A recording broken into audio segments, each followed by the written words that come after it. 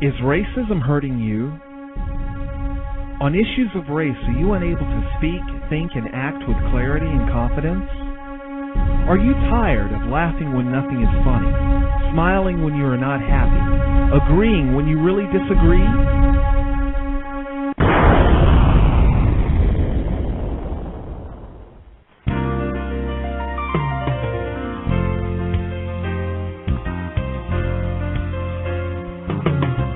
At counterracism.com, you can learn specific strategies and techniques to counter the behaviors of the people who practice racism in all areas of activity, using words correctly, following counter-racist logic, even counter-racist science projects designed to reveal what racism is, how it works, and how to counter it.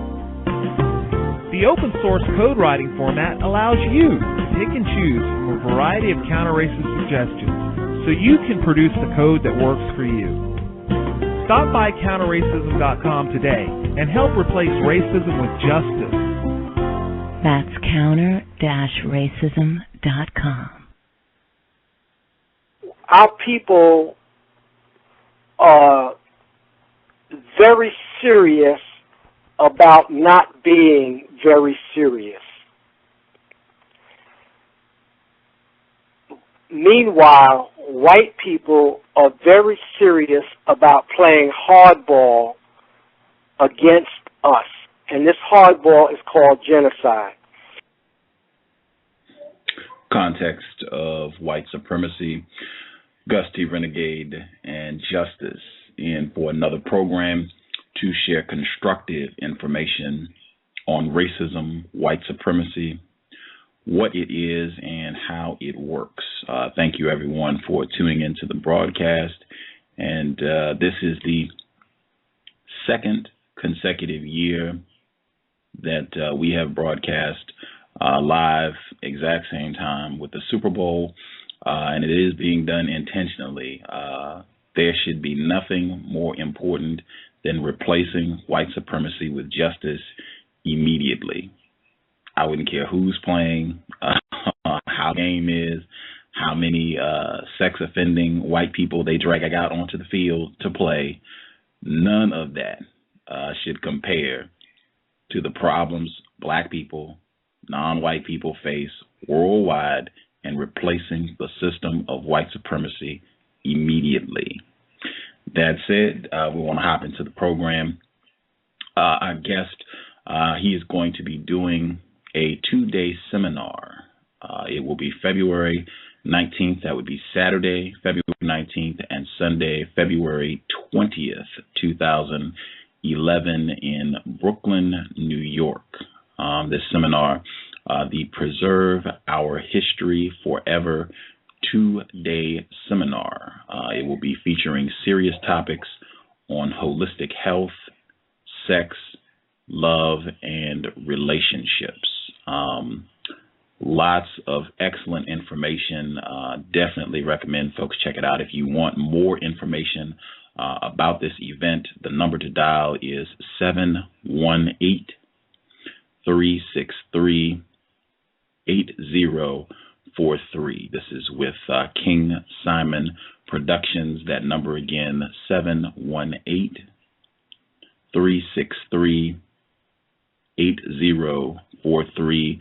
The cost is $25 per day. Again, it is a 2-day seminar, Brooklyn, New York, February 19th and 20th. I'll give the number out again as we roll. And if you are at Blog Talk Radio, the flyer for the event is posted in the description. Our guest, in addition to being a big part of this seminar, I mean, what to say? He is a world-renowned nutritional consultant, massage therapist, historian, certified addictionologist, acupuncturist, writer, and Doctor of Naturopathy. He has written several books, including Nutricide, The Nutritional Destruction of the Black Race, Melanin, What Makes Black People Black, the Handbook for Raising Black Children, a comprehensive, holistic guide, numerous other works, just extremely constructive individual working diligently to just get extremely vital information for Black folks worldwide. And just a real pleasure to have him on the program. Our guest for the evening, Dr. Llaila O. Afrika. Dr. Afrika, are you with us, sir? Oh, wait a minute. Let me make sure I got your line here. Okay, got you. Dr. Afrika, are you with us, sir? I'm with you. Outstanding. Thank you so much for sharing some of your Sunday. Great. For folks who are listening to this program, if they have not read some of your books or seen your lectures before, could you kind of give them a little bit of background information so they'll know more about you? Well, essentially, people call me a naturopathic doctor. Went to school in Europe and learned the usual dumbed-down information, watered down, and received my diploma in naturopathic medicine there. And basically, I am in a field of alternative medicine, as they call it today. There's the allopathic medicine, homeopathic medicine, and naturopathic medicine, and I'm in naturopathic medicine. That's non-invasive. We don't use poisons. We use non-invasive therapies, acupuncture, massage, hypnosis, nothing to hurt the body to help heal. And I focus on ethnomedicine, that is treating Black people, because our biochemistry is different, so we think differently, metabolize food differently, so we have to be treated differently.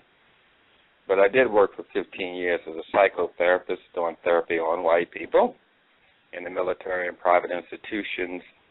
So when I talk about how they are structured psychologically, I'm not talking from theory. I'm talking from what I did for 15 years under supervision with psychiatrists in the military, research institutions. I'm not talking theory. I sat down with folks 8 hours a day, hypnosis, therapy, and all kind of methods, trying to help white people be white racists. That was my job.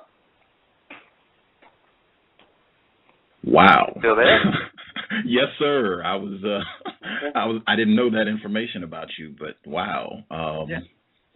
I might have a question about that as we proceed. No problem. Okay. I want to hop right into it so we can cover as much material as possible.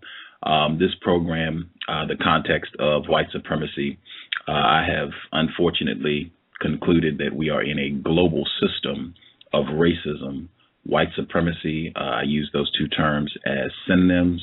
I use the same definition for both terms.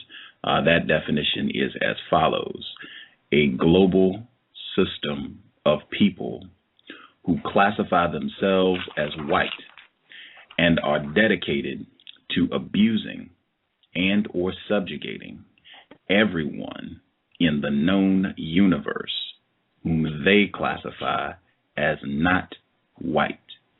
Do you believe that such a system exists, and do you think that definition is accurate? Yeah, it's accurate. It's not as complicated as people seem to think it is. White domination, supported by a myth called white supremacy, and defended by a psychological system called white racism. First, you have white domination, and out of that system of white domination is a belief, which is a myth, of white supremacy, and that's defended by white racism.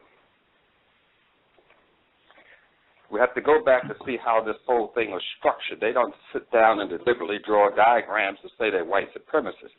You have to understand where they come from. If you're trying to help someone find you, and you're in Brooklyn, New York, you say, where you coming from? And then you can give them directions. So we have to study cave civilization, which we don't study. We study Greek civilization, which has nothing to do with Europeans. The Greeks didn't like the Europeans, call them barbarians, call them Brits, where you get the word Britain from. They did not deal with the Europeans. They were too barbaric. So they're coming out of the cave system. So you have to understand the law of the caves, understand the Europeans, and stop reading about Greeks and Romans. They have nothing to do with the Europeans, nothing. So the law of the caves is structured differently. It's a bait and switch kind of thing. it's not a civilization. It's called a pride. It's like a lion has a pride. They don't have a civilization. And the Europeans have a pride. So if you study in civilization to understand Europeans, you won't understand Europeans. So we have to go back from where these people coming from. So you have to go and study them like they study us. They go to the pyramids, they read up, they go to where we came from to study us. But we don't go to where they came from, the caves, and study them.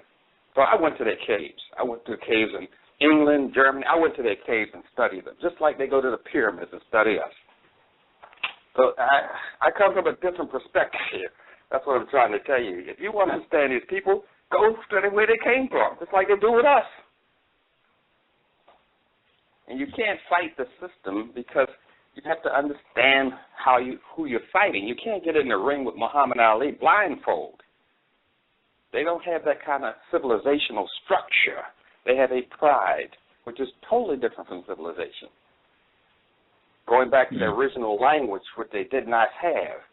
They have a stolen language, trying to say African words and ended up with Latin. They don't have a language. What they have, they've always stolen. Their language, their religion, their clothing, their buildings, their structures, their mythology, their birds, everything they had, they stole. So why study what they stole? Study them. And that was my conclusion when I went to school. I said, I'm going to where the thief came from and study where he came from. And that's why I went to school in Europe as opposed to Africa, because I'm trying to deal with these people here. And so I would agree with the whole definition of what you're saying, but I would add the historical perspective to it and understanding to know about them, go from where they came from. Wow. What could you share a little bit? You talked about the law of the cave. Could you share a little bit about what you studied with regards to how they conducted themselves in the caves of Europe? The thing is that you can read about it in Plato's 7 books of Republic now. He wrote about it himself, and a couple other white historians wrote about their civilization, but they only gave about a paragraph or so. So Plato wrote pretty good on it. He said living in caves distorts your perception of reality forever. You're living in the shadows of life, what life reflects us, and shadows are distorted. Sometimes they're long, sometimes they're tall, sometimes they're fat. So just living in shadows causes you to distort the reality of seeing a person. And he said that effect distorts your vision of how you perceive reality and how you interpret reality forever. And that's what I'm talking about, the slave civilization and the cave civilization. So black folks suffer from post-traumatic slavery trauma, and white folks suffer from post-traumatic cave trauma. Just as we've been traumatized by slavery, they have been traumatized by caves. So they have post-traumatic cave trauma, and it's not going away because they don't recognize it as a disease, and they're not going to be treated for it. Most black people have not been treated for post-traumatic slavery trauma today, and white people have not been treated for post-traumatic cave trauma today. So you got a bunch of sick people dealing with a bunch of sick people looking for a healthy conclusion. It's not going to happen. So the cave civilization, you have the ones that live even to the ground, which is like living like Oprah. Then you have caves below the caves that go about 3 caves deep. They're still in Providence, Rhode Island. You can still go in the caves. You can go in caves in many places, but they haven't bricked up in Europe. So if you go in there, they're going to lock you up. But you go, it's about 3 caves deep. You got the first floor, second floor, that sort of thing. Now then, as hunters of meat, as you would say, when you hunt, you either got to bait your trap or create a trap. So the system is to create a bait. And the bait is you want white. You want a white degree. You want a white money. You want a white advancement. You want to be somebody in white civilization. That's the bait. But the bait only gets you into the culture. The objective is to make you Europeanized, to give you European culture.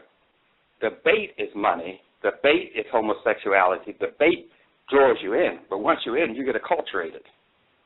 So you're looking at the trap instead of looking what the purpose of the trap is. The purpose of the trap is to Europeanize your mind. And once that's done, they don't have to control you. You control yourself. Wow. I definitely want to get more to how they look to colonize the mind, but my co-host is here. Justice, if you have some questions you would like to ask Dr. Afrika, your line is open. Please go right ahead. Hello, Dr. Afrika. Hello. How did you get your name? My name? Let me see. That's 20, 30, 35 years ago. Let me think about this one. I was studying herbs, and I said I want to go to Africa and study herbs, and I knew of a great herbal teacher there.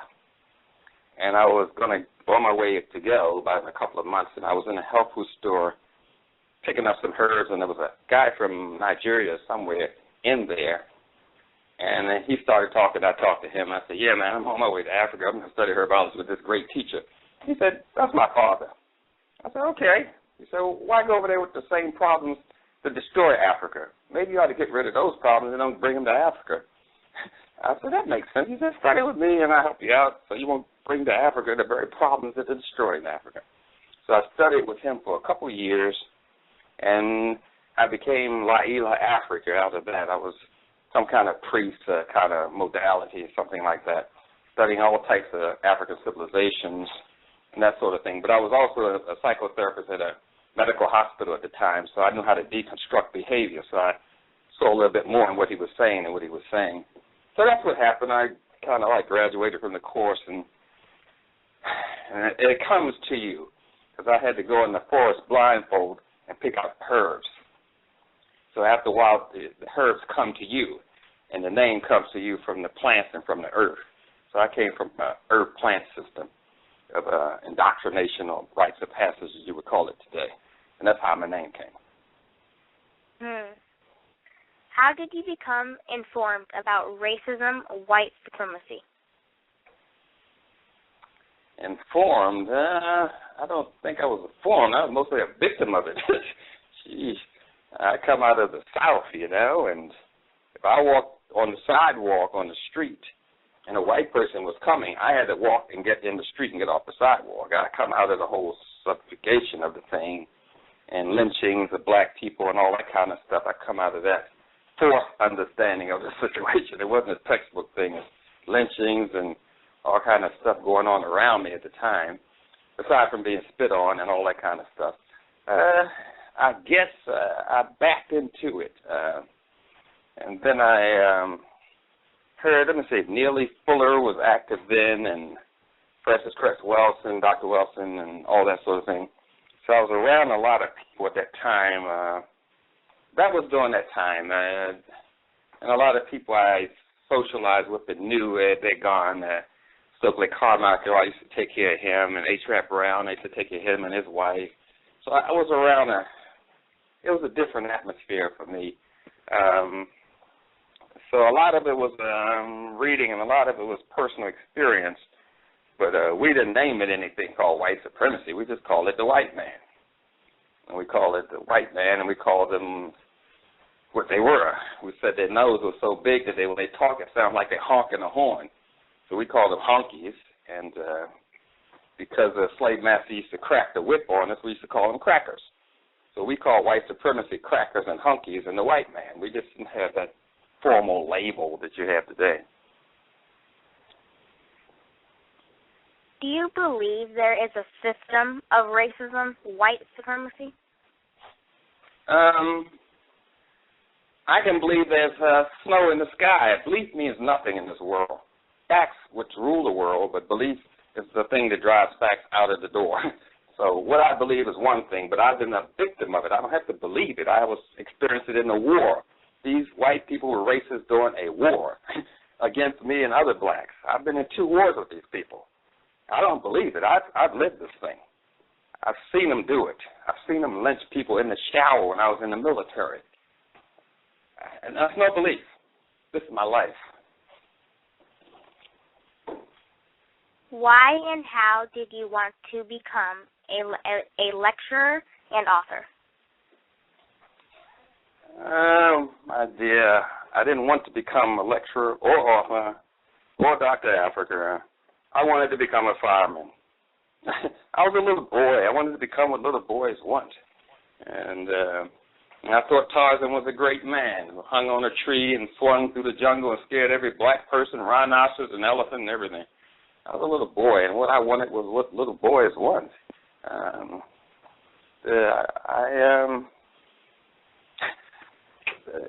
I redefined myself as I grew up. I would guess you would say it that way. What happened was I just wanted to be healthy. So I started reading books on health and going to seminars that were all white in Europe and Italy and other countries. And I just wanted to be healthy, and that's what it was all about for me. And I was in the South African Fruitarian Society. That's before Mandela. And we had meetings, and the guy at one of the seminars, he said, you can go to school for free since you were the only black in the organization. We'll take care of everything. So I said, okay. So I went to school for free and got my naturopath, but I wasn't planning on practicing per se. People just told me that's what I should do. A fellow named C.O.W.S up in New York got on a plane and flew down to my house and said, man, you need to put this book out because you're the only one that knows this stuff. I said, you really? He said, yeah. I'm going to bring you to New York. And he was very instrumental in getting me to talk. And people just told me that's what I should do, and I just kind of followed it because these people were good people. C.O.W.S, H. Rap Brown, he walked me in the woods and said, some things belong to you and some things belong to the world, Brother Africa, and this belongs to the world. I said, man, please. But people helped guide me. I didn't have that much guidance. I'm from a broken home. I didn't have a father, so these guys kind of mentored me. I guess that's the word you use today. I know that the Super Bowl is today. Are you a football fan, and do you suspect most non-white people are noticing any racism being practiced while watching the Super Bowl? You can use the English language and be practicing racism. There's over 250 negative connotations for the word black in the English language, so they don't know that they're practicing racism by speaking English, for that matter. I don't think the average public person knows anything about that. They just don't know. I just can't get any sense out of a man putting a bucket on his head and running into another guy. That just doesn't make sense to me. But I understand the structure of the game is about taking territory, taking land. That's what the 10-yard rule did. It established the principle of taking land by deceit and deception, which you call football or basketball, which is military logic coming out of the law of the caves. Everything is taken by deceit and deception, and that's what you call military today. That's one of the primary tenets of the law of the caves. Never go direct. Misdirect and deceive, but never go direct. And that's a game that just practices that kind of ideology and distills it in the people so they don't know they're being indoctrinated into a system.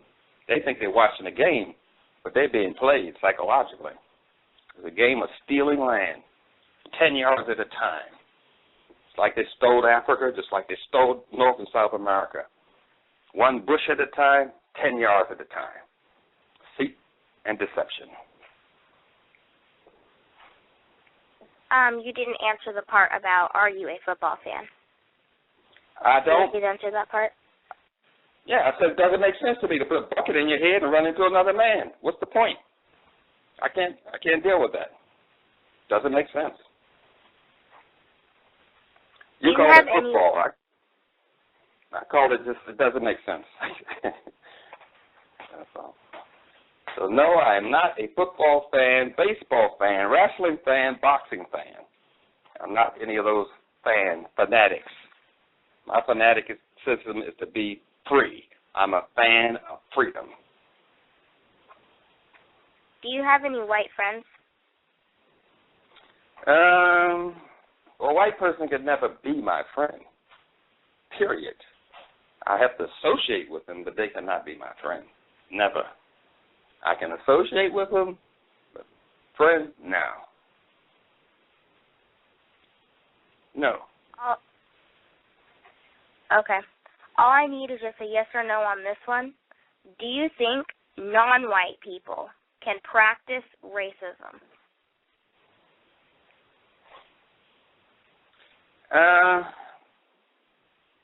That's a hard one to answer. Racism means power. I am a racist for black people.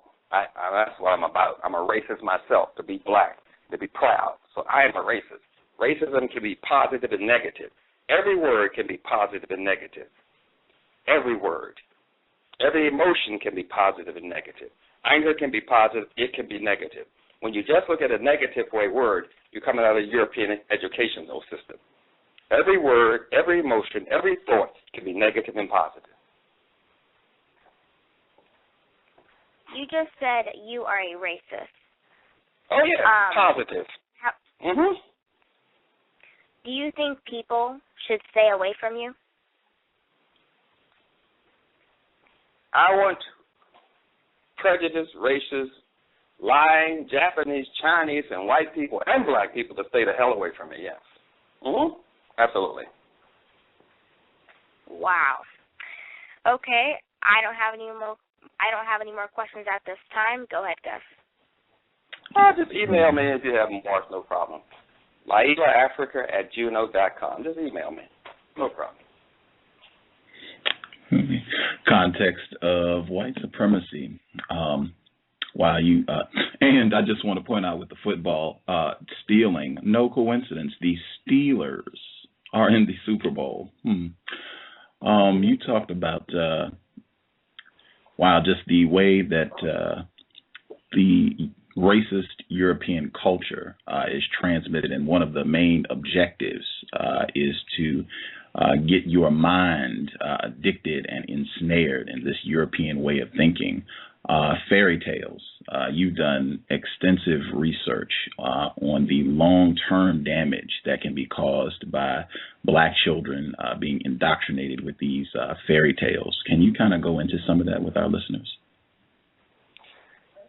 The fairy tales, as you call them, is a collection of folk tales that was told in caves and around fires. Some of them were collected by the Brothers Grimm and other psychological people, as you would call it today. The ones that we read today are kind of watered down. They took out the violence, they took out the murders, and all that sort of stuff, and kind of cleansed them, racially cleansed them. For the Cinderella, the girl's sisters, they actually, first one cut off their toes, the second one cut off her heel, the other one cut off her foot. But that's taken out of the version that you read. I read the ancient version written by Salty and Grimm's. I went back and read the original text. So what you have is a racially cleansed version of the fairy tale. But nonetheless, you have what you call in psychology the Peter Pan syndrome. That's a person who doesn't want to grow up, a person who just want to be a child, a person that want to be taken care of, to pimp somebody else. They just don't want to grow up. And we call that the Peter Pan syndrome, where you get a boy who doesn't want to grow up. He always want to be in the playground and be a player and go home to his crib because he psychologically doesn't want to grow up. That's the embeddingness, the psychological embedding of repeating this thing over and over and over again. That the women are trying to rescue the brothers and help them be a better man. We call it the Little Red Riding Hood syndrome. Always trying to rescue a brother and improve his life and make him be a better man and all that kind of stuff. That's the Little Red Riding Hood syndrome. So these things get psychologically embedded once they're repeated over and over and over again. And knowing the origin of these things can help to a degree. But the fairy tales are emotional. They're not a psychological thing. And you cannot change someone's emotional intelligence with an intellectual thought. You cannot override emotions with intelligence. Anytime you're dealing with emotions, you got to use emotions. If you're playing tennis, you got to come with a tennis racket. You can't come with a baseball glove. And the problem is we try to intellectually override an emotional state of mind called white supremacy with intelligence, proving it, showing the pyramids. Yes, people know what the pyramids are. They wrote the damn books. Please, the intelligence never overrides emotions, never. So the problem is that this is emotionally embedding, and for me to give the history of the fairy tales and all that does not change the emotional intelligence of a person. It can only change their intelligence. Intelligence changes intelligence. Rats take care of rats. Birds take care of birds. Birds don't stop and take care of damn fish. Intelligence takes care of intelligence. With one rational thought to another rational thought to another rational, intelligence looks out for intelligence. And emotions are selfish. They look out for themselves. So we have to understand that we're coming out of an educational system.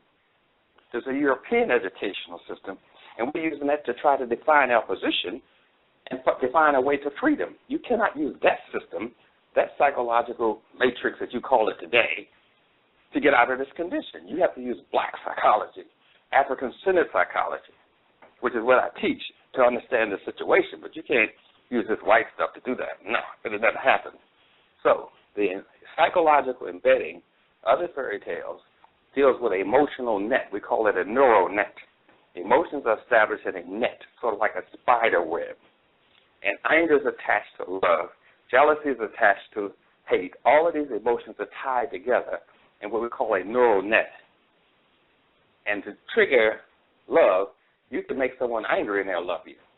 Or you can love someone and they'll get angry and you don't understand it because they were not bonded properly to their mother and father. Because the bonding process bonds you to the thought and language. And thought and language and growth development starts before you are born. Thought and language development starts before you are born. The continuation of that is called a cooey language, which babies make. That's a continuation of thought and development of the baby. But the language started in the womb emotionally. That's what we have to look at. What are we dealing with? We're dealing with an emotion. And the emotion is overriding intelligence. People get angry with somebody and you say, look, there's no need of fighting about this. Just come in. No, I'm going to kick that behind. There's no need to say, no, I'm going to kick her. Because you're trying to override the emotional state with intelligence, and you can't calm them down. Emotions calm down emotions. Language calms it. But when you're trying to do the other thing, it's not going to work. So the fairy tales catch the child, the child when they have a vast emotional vocabulary, and plug into the only language that any human being has. The first language is emotional language. And they plug into that language and embed it in the child emotionally and intellectually. You can't override that one. That's why you want to get to the child. You have to get to the child to destroy or control the nation. You have to get to the child. So they get to the child through these fairy tales, which are usually about taking some money from somebody, using some magic words, stealing something. Women are no good. Women are conduce to crime and all this sort of thing. There's a woman that lives in a tree or a shoe that has a lot of children on welfare. Painting these pictures of women over and over and over again kind of destroys the female component of a man's psychological mind and emotional mind. So you get to his emotional mind, destroy his ability to use his female principle, therefore he can't connect to a female, period.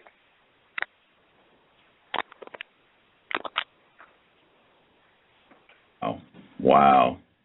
Can you kind of share in terms of the long-range damage? So once, you have a black child that is 35, 40 years old, and they get this information. They know, more details about these so-called fairy tales, how that damage can still impact their thinking in terms of them being emotionally bonded to European white culture and really having a white frame of reference for how they see the world.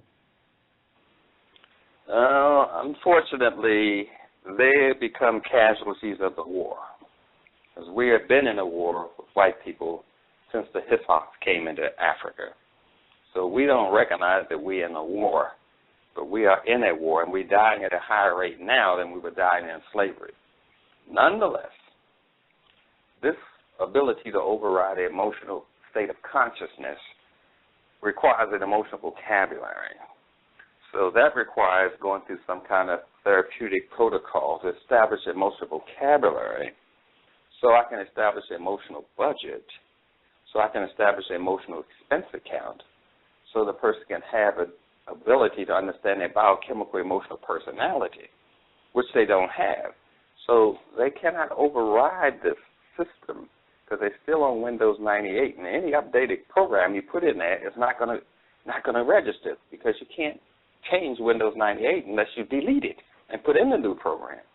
So the deletion button, what I'm trying to say is, we do not have enough healers to heal this race. We don't have enough doctors to save this race. There are more African brothers and sisters born on the continent of Africa, medical doctors, in America than on the continent of Africa. Africa does not have the medical doctors because they've been usurped. We don't have enough healers to heal this race. So therefore, we're going to have a lot of casualties. So some people, you got to say that's a casualty. Sometimes the car gets so destroyed, you have to say it's a total loss. You have to make these judgment calls, you see. So some people can be saved. I will admit, that some can be saved. That's true. But I think our casualty rate is going to be very high. And in a war, when it requires too much manpower to help someone out, we leave them. And we keep moving forward, because you've got to move forward. So we just leave the brother there, shoot him, take him out of his pain, and we keep moving. That's what we did in a war. And I don't think that we have the intelligence about a war. We just have the television version of it. You have to, in a war, you have to destroy women, particularly a European war. All wars in European culture are based on the ability to destroy women. The objective of the war is to destroy the means of production. So you bomb the factory. And who works in the factory? Women. So they just tell you this stuff on TV, but it's not clicking in that the Europeans win wars by killing women. That's what we do. We bomb factories, and women and children work there.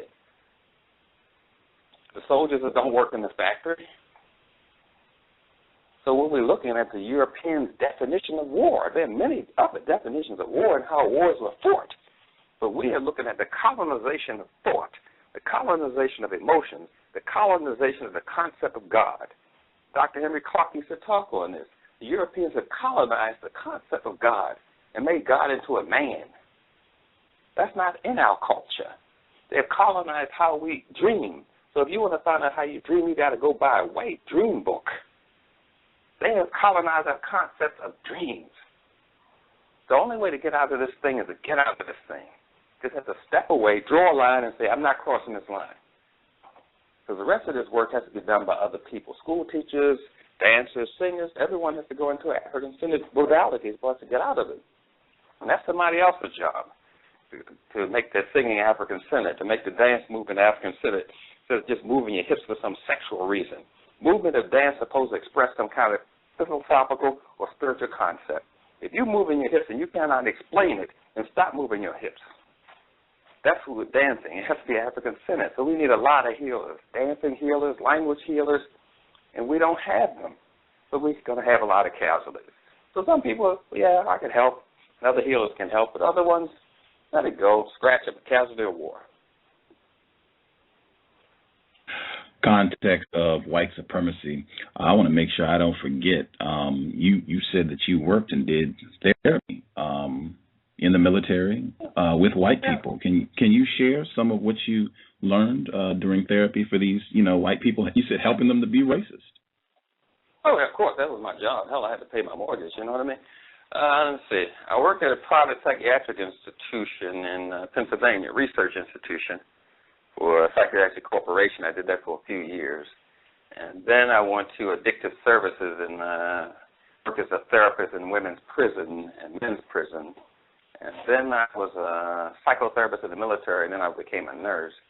I did that for about 4 years. And I ran marathon groups, and I used to hypnotize groups, and getting into their shell layers of their personality, getting into their inner self and all that sort of thing. And the objective is to embed mistrust. You cannot trust yourself. You cannot trust your mind in psychology, because you got this animal mind, and you have to control this animal mind of yours. So you cannot trust your mind because you're coming out of a cave and you cannot trust nature. Weather has betrayed you, has frozen the water, it has destroyed the crops. So you cannot trust nature to provide for you. So you're coming out of a psychological construct about mistrust. You cannot trust your mind. Your subconscious mind will seep through and control your conscious mind. So you can't control. You got to be aware of this deceitful demon called your subconscious mind that's coming at you. You have to mistrust everything. That's why they have inspectors.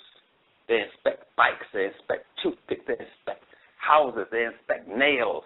They don't trust each other. Those inspections are because there's a mistrust in European culture. You see? But we don't see it that way. We say, oh, they're inspectors. Yeah, well, if you entrust this man to do a good job with the airplane, why do you have inspectors for airplanes and bicycles and cars? There's a deep mistrust because nature could not be trusted. So you never trust anything. You don't even trust your mind. That's the way you got to drive when you're going into psychology, white psychology. You have to go into this deep mistrust. So all I did was just embed the mistrust even further in them to make them a better white person. That's all. Don't trust your wife. She may go out and sneak and give some sex to somebody. So always be suspicious, you know. Don't trust them. Another woman may take your husband. Don't trust them, you know. That kind of thing. So all I did was instill the ability to mistrust themselves and mistrust nature and mistrust black people because we're too close to nature, so you can't trust them. That's all I did. And I made them happy. Wow. Do you see these same elements in the mythology and fairy tales of white people? This mistrust? Of course, it's all over the place. You see, when you're looking at white fairy tales, you're looking at the abandoned child syndrome. Because all of these children were abandoned. Oedipus was abandoned. Chrysler was abandoned. Cadillac was abandoned. Superman was abandoned. Moses was abandoned. Jesus was abandoned. You're always looking at abandoned child. That's the abandoned child syndrome because nature has abandoned the European and left them in these icy caves with no food, you see? Nature has abandoned them. God has abandoned them. So they always have abandoned child theme, but you're not seeing it as abandoned child. You're seeing it as some Jack and Jill and all these abandoned children, Hansel and Gretel, and they're abandoned. Pinocchio, Superman was abandoned and sent off to some planet called Earth with some krypton or some crap. I don't know. But he was abandoned. Chrysler was abandoned. Cadillac was abandoned. Moses was abandoned. Jesus was abandoned. There's always abandoned child themes. You can't miss it. And you're going back to nature has abandoned them. So they have a mistrust for nature and mistrust anyone close to nature or God or spirituality or being a human being. So they have to mistrust black people. It's coming out of the law of the caves where they came from. Wow. I noted I was watching one of the lectures that you did on these fairy tales, and when I was watching Snow White, and I said, wow, this is just the resurrection story in the Bible. I'd never thought of the similarities before. You also talked about how these fairy tales, they desensitize you to violence, cannibalism, harm to children. Can you share a little bit of that with our listeners? It's some people will say that's really deep, that's really heavy, but it's not all that.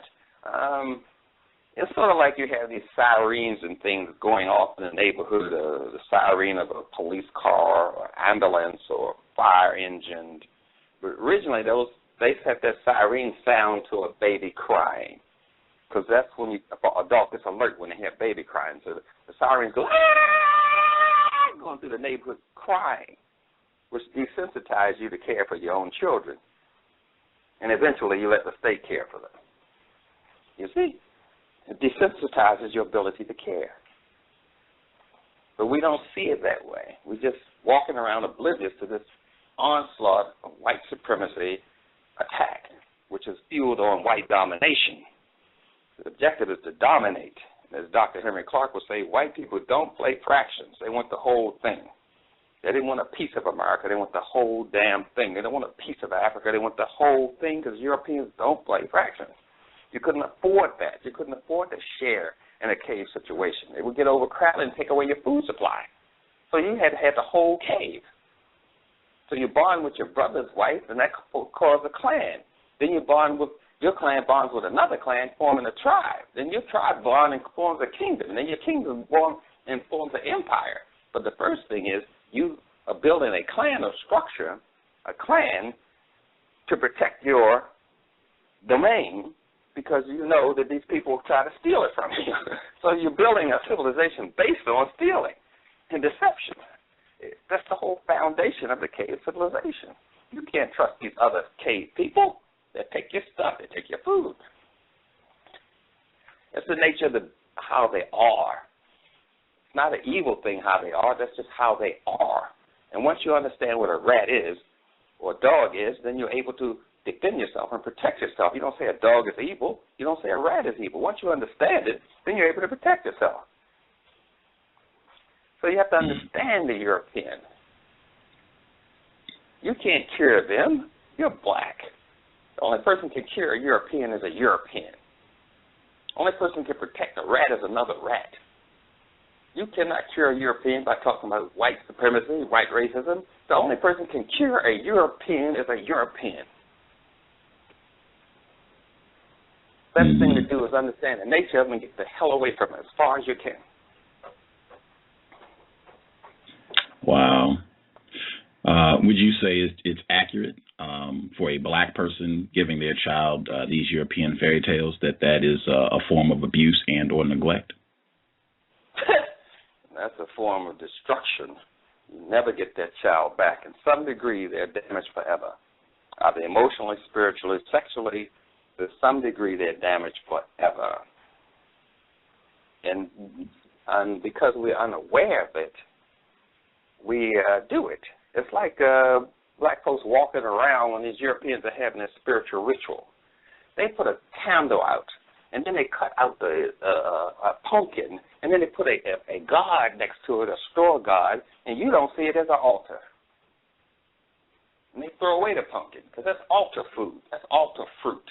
They have an altar in front of their damn house going through a spiritual ritual, and you call it Halloween. That thing is a spiritual ritual, coming out of a Saturnalian ritual, coming out of the caves. That's why all the Europeans practice Halloween. You call it Halloween, it's spiritual. You know what an altar is. You know what candles are. You know what pumpkins is, fruit on an altar is. You know, don't you see what they're doing? They all practicing this spiritual ritual and with chants and songs and symbolism of corn candy, fertility, to grow more of what they are. But you're walking around, you don't know. Just like you telling a fairy tale to your child, you don't know. But once you know, you got to say, no, I can't do this. This is European. This is going to make my child into a monster in some form.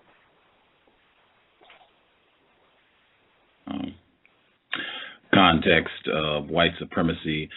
Please visit Dr. Afrika's website. It is www.drafrika.com, and that's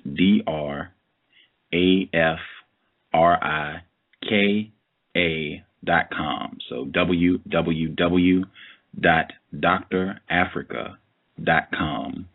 I wanted to make sure I got kind of a sample of what you are going to discuss February 19th and February 20th at the lecture in Brooklyn. It's featuring topics on holistic health, sex, love, and relationships. What exactly do you plan to touch on? Well, I plan to just talk about how to approach the body as an instrument, a holy temple, and how you don't want to pollute your body. You don't want to desecrate a holy image, which we call the 42 Declarations of Innocence and Ma'at and things of that sort. So we're looking at nature to help us with our nature. So we eat food that is still in their natural state to keep us in our natural state. So we don't eat processed food, bleached white flour, white sugar, honey, salt, and all those things that are processed. We want to eat things that are natural to keep us in our natural state, and helping people understand some basic tenets about how to diagnose themselves, so to find out what's wrong with them so they can get to the right solution. And primarily I'm into my helping side because I'm a helper. Psychotherapist, I'm a helper. That's what I've been doing for, 40 years, I guess, helping people. And I just want to help people to take control of their health and be more healthy and more aware when they're doing something wrong. So it's some basic techniques that I'll be teaching about how to diagnose themselves and how to find the right remedy to whatever their health condition is, be it arthritis or fibroid tumors or prostate disease. Just guiding people through this jungle. There's a whole lot of stuff out there about health is totally incorrect, and oftentimes we think it's correct. We actually think there's something called an antioxidant when that's a theory. We also think it's something called gravity when that's a theory. We also think it's, we into all these theories and beliefs of the Europeans, and we take them as a fact. We think it's white people came from black people. That's a theory of evolution written in Diop's book and every scientist's book. It's a belief. These are theories, and belief is more powerful than fact, so black folks go for it. But these beliefs will get you in trouble. So I'm saying you have to see what it is and treat what it is.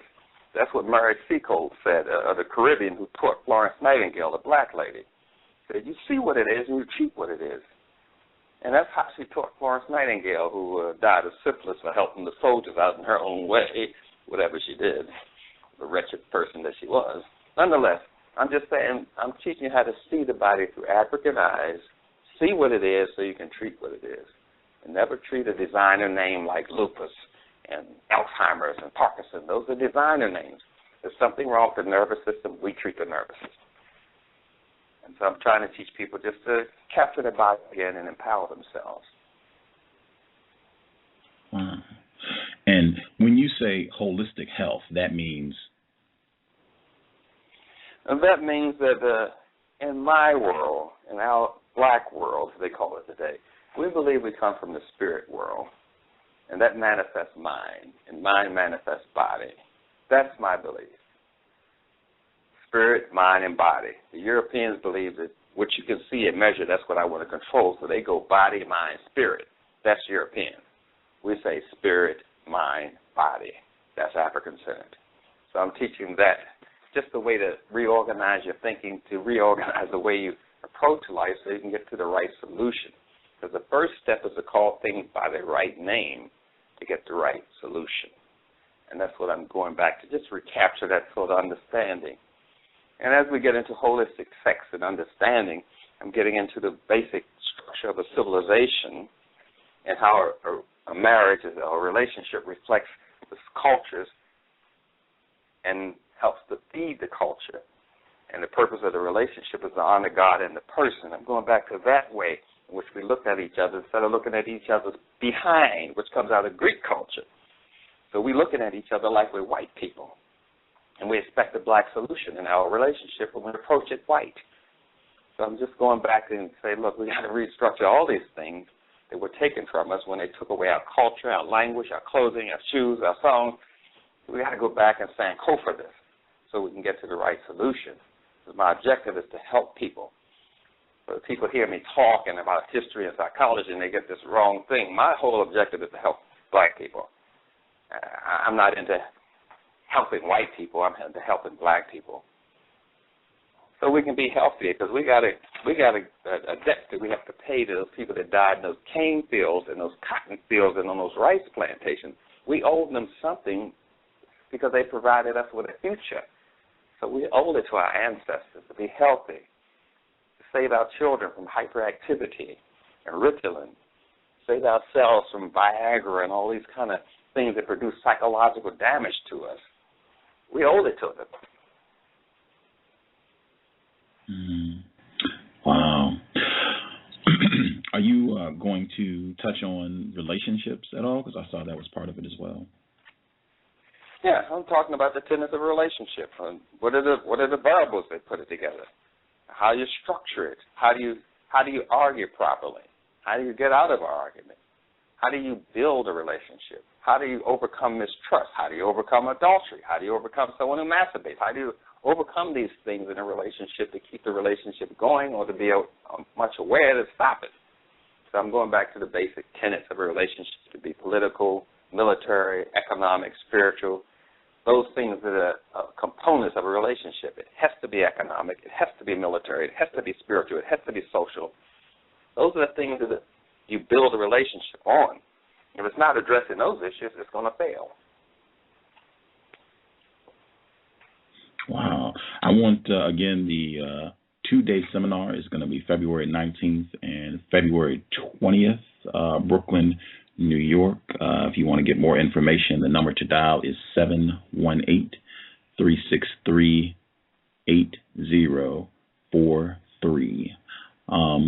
Just curious if we could get a little snippet. Do you have some thoughts, constructive ways that black people can get out of arguments with other black people?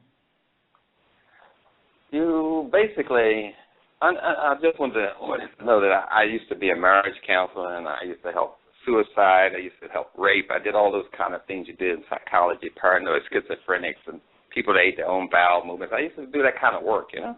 So what I'm saying is, you ask yourself basically three questions when you're talking to someone. You say, how is what I'm saying benefiting this person? And how is what I'm saying benefiting me? And how is this conversation serving our highest good? When you ask yourself those three things, then that stops arguments and stops a whole lot of things. How is what I'm saying benefiting you? And how is you listening to me say this benefiting me? And how is this conversation serving our highest good, or serving God, or serving Allah, or serving... How is it doing that? If it's not doing that, you need to stop talking. Wow. Excellent suggestion. I might make that a sound clip. Outstanding suggestion. Justice, do you have some other questions for Dr. Afrika? Yes. When you worked for the military, did you shoot non-white people? Did I do what? Did you shoot non-white people? I wasn't a infantry. I didn't use a gun. I was in psychology. I didn't shoot anybody. I was what they call a whatever. I didn't have a weapon, and it was in my records not to. I didn't have to shoot anybody. I was nonviolent. That was in my records. So I didn't shoot anybody. I worked with them.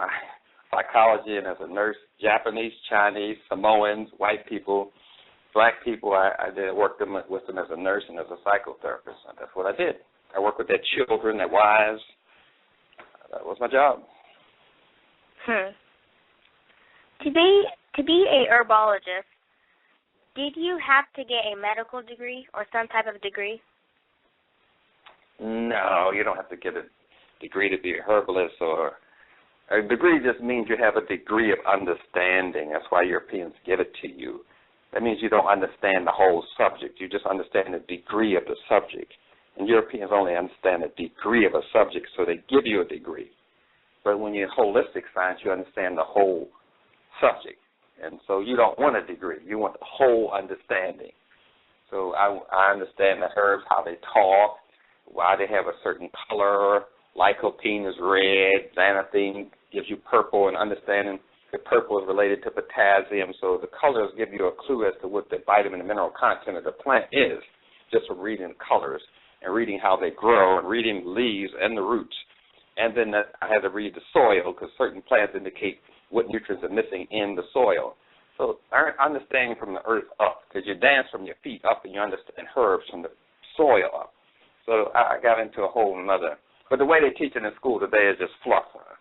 I feel sorry for the people taking herbology, really, from black people and white people. I really feel sorry for them, because they're not learning the whole science. They're just learning a degree of the science. Do you enjoy learning and understanding health? I enjoy watching people learn.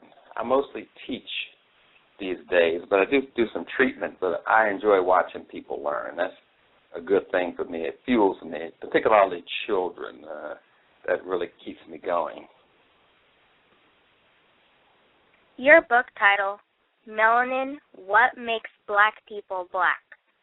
Can you please give a brief summary what that title means in the simplest vocabulary you can?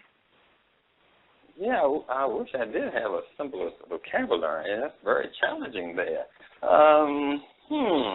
I was talking about melanin, and that's a chemical that makes your skin brown. And I'm saying that chemical, melanin, makes you think differently, makes children grow at a faster rate, gives you more protection, helps you metabolize food, digest food better. The more melanin you have, the more of that chemical called melanin you have, the better your thought process, the better you're able to digest food, the more civilized you are, the more spiritual you are, and the more psychic you are. It is the way we gauge in a race. And when you look at their melanin content, and that's how we classify races, by their melanin content. It's the way we value a human being. It gives you your human value. When I was doing some literature work, I read about myths of ancient Greece and Rome. Just so children who are listening to this program won't be confused, why do you think white people show and tell myths of ancient Greece and Rome? That is the only documentation they have of their existence, is to go back to Greece and Rome, because the Europeans who you're talking about, the only documentation they have is 30,000 years ago, and there's nothing. They don't have any kind of literary history, no reading, no books, or nothing to prove they are people of value. So they go and steal someone else's history called Greeks and Romans, but that has nothing to do with Europeans. That's something they stole. Thank you. Go ahead, Gus.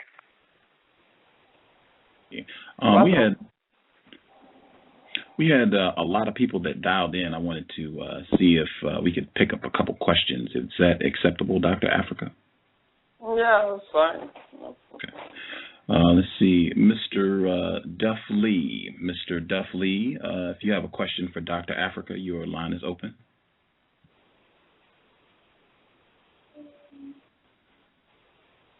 Mr. Duff Lee, are you there? Your line is open. Yes, sir. Can I be heard? Yes, sir. Greetings to Justice, Gus, Dr. Afrika. Thank you all for putting the program together today. The first question is directed to Dr. Afrika. How would you recommend approaching loved ones who are suffering from different ailments, yet they are very loyal to allopathic treatments? The second question is, how will the bill SB 510 affect holistic medicine as well as natural foods? People have a right to kill themselves the way they want, you know. So you have relatives that are still into allopathic medicine, and that's fine. You're just trying to be related to them. You're not trying to educate them. So you just treat them as a relative. Okay, I'm related to you, and I respect that relationship. But don't try to take them out of allopathic medicine. That's somebody else's job. Get them a DVD or tell them to watch something. Let somebody else do that one. You just busted in your skull for nothing there. I have relatives. They are on medicine, drugs, surgery, chemotherapy, and I respect them for that, and I just be a relative to them. But they know what I do, and that's all I can say for that. As far as the Europeans and their rules and these controlling vitamins and minerals and herbs and all that sort of thing, that's what they always done. That is nothing new. And they're not going to stop people from taking herbs or going to natural healers. That's not going to happen. That's just something they do to help make more money, and they're going to continue doing that. So I don't even get involved in all their shenanigans anymore. Not at all. Thank you for the questions, Mr. Duff Lee. Person who called in 2777, last four digits 2777. Your line is open.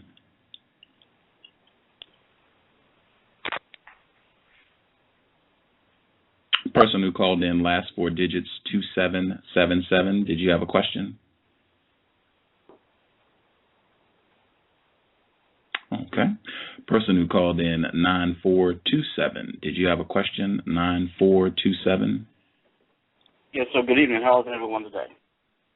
As well as can be, sir. Good evening. What's up, Brother Afrika? How are you this evening? Oh, I'm well. How are you? I'm doing well. Briefly, I want you to discuss with the audience the mystery system that we had and the 7 degrees, and especially, focus on that last degree, the 7th degree. I can't pronounce it, but I would, be more than happy to spell it to you. So Propheta. And I also want you to comment. Well, Prophet, yes, sir. And I also want you to discuss with the audience the comment that was, I think it was in the congressional records about food being used as a weapon. Yeah, okay. Well, the mystery system was nothing more than an educational system that the African people had, and the Europeans, the Greeks that came in there didn't have the understanding of it, so they called it a mystery. Sort of like you walking in a chemistry class, and to you everything would be a mystery. So the Europeans said that's a mystery to them, but it's not a mystery to us. We understood the chemistry. So that's all it's essentially about. They just mislabeled our system as a mystery system, but it wasn't that at all. And the thing with redefining our history like you're doing so you can understand it better is if every time you move forward you got to analyze something white, you'll never get forward. So at a certain point you just have to drop that stuff and just keep walking forward because you spend too much time analyzing white folks and keeping up with their business, Illuminati and all this laws about the food. Who cares? We keep analyzing them. I call them white people watchers. That's what they do. They watch TV, read their news reports. White people are going to do what they do. We need to do what we need to do, organize ourselves and move forward, educate our children, be producers of products instead of buying products. We need to do our thing, but keep analyzing white folks. It's just a waste of time, and I don't even really talk about it, tell you the truth. What was his second question? Using food as using food as a weapon. I think there was some congressional records about that. That was 1946. That comes under Clinton Anderson. That's when he wrote that document. That's at Stanford University, all that documentation on using the food as a weapon, because the first thing a warrior has to do, or a soldier has to do, is eat. So the best way to control them is just through the food supply. Because that's how the European armies used to move. You only moved where there was food, and they only fought as long as they had food. And usually their battles ended because they ran out of food or they were too drunk, because they couldn't drink the water. So they used to put all their food in beer or toast in beer, and that's why people say toast and they drink things. So usually the European armies would just move where there was food. That's why Julius Caesar came into, Napoleon came into Africa. They were after the granary, after the grain supply. Armies move where there's food. And that's essentially all the Greeks and Romans and the Persians, the Syrians, and the Hittites did. Either were too drunk to fight or too hungry to fight. And that usually ended their wars. Nothing complicated about their history. So they have this thing as using food as a weapon. Absolutely. You take away the food supply, they lose. That's why we use foliage agents, anti-foliage agents in Vietnam, which you call Agent Orange. We sprayed it all over their rice paddies. We destroyed their food supply so they couldn't move. That's the whole objective of war. Get rid of the source of supply of food, weapons, bomb the factory, destroy their foods. Person who called in from a blocked number. Your line is open. Can I be heard? Yes, sir. Yes. Greetings and good evening to all. It's an honor to be able to speak to Dr. Afrika. I have about 5 to 6 questions. Is that too much? Let's do 3. Okay. All right, so the first question is, Neely Fuller Jr. wrote The United Independent Compensatory Code System Concept. Have you read the book? If so, do you agree with everything in it? Read the book. Know Neely Fuller. Done lectures with him. Good work. I recommend that people get a hold of it. Yes. Next question.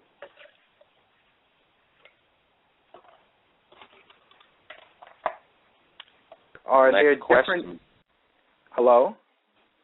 Yeah, are there different okay, so Neely Fuller says follow the logic. Are there different forms of logic and thinking and learning based on culture? Absolutely. Logic is nothing more than the ritual with words and thoughts. Everything is a ritual and ceremony. Writing a sentence is a ceremony you use with words. and that ceremony follows the logic of the culture. Some people say run fast, and another culture say fast run. That is the way they process thought.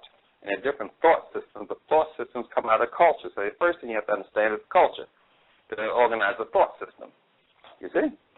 So yes, there are different logic systems. There's circular logic systems, diagonal logic systems, forward logic systems, and retrograde logic systems. That was the area I was in when I was in psychology, dealing with logic systems and logic modules and how to manipulate and control logical systems, which people call mathematics. So mathematics is a way of teaching different logics.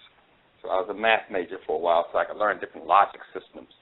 That's all mathematics is about. It's not about numbers and adding. It's about teaching you other ways to approach logic. But, yeah, there are different logic systems. Absolutely.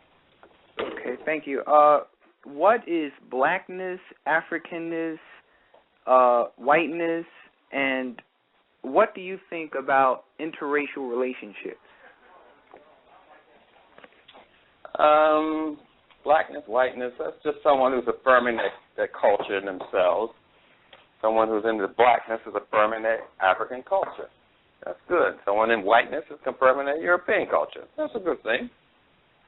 Interracial marriage, in this social climate, it doesn't work. If the person has to be free to participate in an interracial or intercultural marriage. And to be free, you must have a group that can protect you and attack your enemy. That's what the basis of freedom is. Freedom means you have to be able to practice your culture at all times and in all situations. And your rights are guaranteed by a group. You cannot have rights written on a paper. Rights is something that only a group can guarantee. And a group is an organization that can protect you by attacking your enemies and protecting you. So we don't have a group on that level to guarantee our freedom, so therefore we don't have it. So the person in this cultural situation cannot have an interracial marriage at all, because a race defines itself by its culture, and to have a culture, you have to be able to protect yourself and attack your enemy. Without that, you don't have a culture. So what you have is some kind of degree of someone trying to be free by marrying their freedom in the form of white, or someone trying to some kind of way fight back, or some kind of way subjugate themselves to be a nigger to a white person. They're psychologically distorted because they're not free. And to be free, you have to have your culture. And you have to be able to practice at all times in all situations. So only a free person can have such a thing. Other than that, there's some kind of psychological distortion going on. Pam, she is the co-author of Trojan Horse, Death of a Dark Nation. Pam, did you have a question for Dr. Afrika? Good evening, Gus. Dr. Afrika, Justice. I wanted to say that I'm so happy to finally hear you, and I love your definition when he asked you about interracial relationships. I have to remember that. I did have a question for you. Are you coming to the Chicago area anytime in the near future? I think so. It's on my calendar, but I don't have my calendar. I'm just talking right now. Yes. Okay. But you can always email me and get the dates. Email me at LailaAfrica@juno.com. I'm sorry, could you repeat that? LailaAfrica@juno.com. juno.com. Okay. Yeah, and I can email you the dates back and all that sort of thing. Okay. All right, thank you. Yeah. I'll just keep listening. Groovy. Always good to hear from you, Pam. Person who dialed in, last four digits 1022. 1022. Did you have a question? Yes, greetings. Greetings. This is King Simon. Hey, Dr. Afrika. Hey, King Simon. The only free man in Africa. Everything is going good, brother. Gus, thank you very much. I want to thank you and your audience, of course. Thank you very much. I just want to let everybody know that although that he's doing 2 days here, the event starts. Doors open at 2:45, and the event starts. Doors open at 2:45. Starts at 3:45. Brother Polite and his daughter and his wife will be opening up for Dr. Afrika and his wife. and it's $25 per day. And if you buy advance tickets for 2 days, it's $40 for 2 days.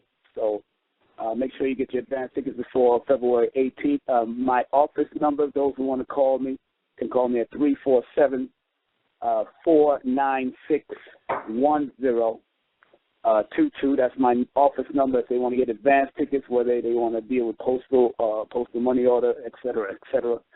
My number, once again, is 347-496-1022, and that's going to be at the Marcus Garvey Holistic Center. And Dr. Afrika, of course, you and your beloved wife is doing a great job, as usual. Dr. Afrika, I wanted to ask a question. I'm going to pose a question because a lot of people out here in New York, there seem to be having problems with what's going on in the school system.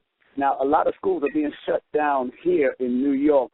What would you suggest our community as a collective do to try to set up our own schools instead of dealing with these Europeans in their schools? Well, originally we had our own schools during slavery, called them bush schools anyway. So we always did an alternative education system. And we set them up in homes. Usually we did it after school. We had the children come to someone's house, and we did it on Saturday and Sunday. And we set up schools actually in our house. And from there we may have gotten to a building like using a church room or something on a weekday or twice a week, Tuesdays and Thursdays, and then on the weekend. So we just took over the care of our children ourselves, and we did what we had to do then, but we have lost that vision. So I would suggest we start in the home, and there are a lot of homeschool programs available, even black homeschool programs available, and meet at other people's houses once or twice a week and do a weekend, and then switch around, rotate around so you won't burn out each other, and educate our children. Okay. Thank you very much, and looking forward to seeing you out here in Brooklyn, New York, February 19th and the 20th. Thank you very much. Thank you. My pleasure. Thank you. Thank you, King Simon. Always good to hear from you, sir. Let's see. The person that dialed in, last four digits, 4587. 4587. Did you have a question? Yes. Thank you for taking my call. How you doing, Dr. Jessica? Jessica. I missed that up there. I want to ask you two questions. One, how old are you? And two, what do you think we should do about the homosexuality problems? Well, one, I think I'm 65, and I've been in this health thing for about 40-some years or more. And I've seen these healers come and go, and I've seen them proselytize and rip people off, black ones as well. And as far as homosexuality goes, it's just a part of the European culture. And the objective is not to get involved in that, but understand that we educate our children ourselves and take over our communities ourselves. All these things we're talking about, homosexuality, drug addiction, drive-bys and all that, will be over. We just have to seize control of our community and our culture ourselves, and that will solve the thing. Other than that, we'd be running after getting rid of Ritalin, running after getting someone out of jail, running after this, running after that, and dividing up our energy so dispersely that we can't solve any problem, and that's why they present us with one problem after another. Divide and conquer, they would say. We need to just focus on educating our children and being productive and not consumers. And all that other stuff will just fall on the wayside. Person who dialed in, last four digits, 5404. 5404. Did you have a question?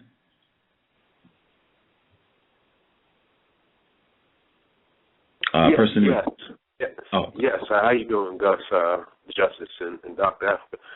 Without getting too in depth, could you tell me, because I'm kind of into history a little bit, who the ancient Greeks were? The ancient Greeks, we call it a Mediterranean nation state. And ancient Greeks were not an organized country, as you say, the United States is a country and Canada is a country. It was an organization of tribes.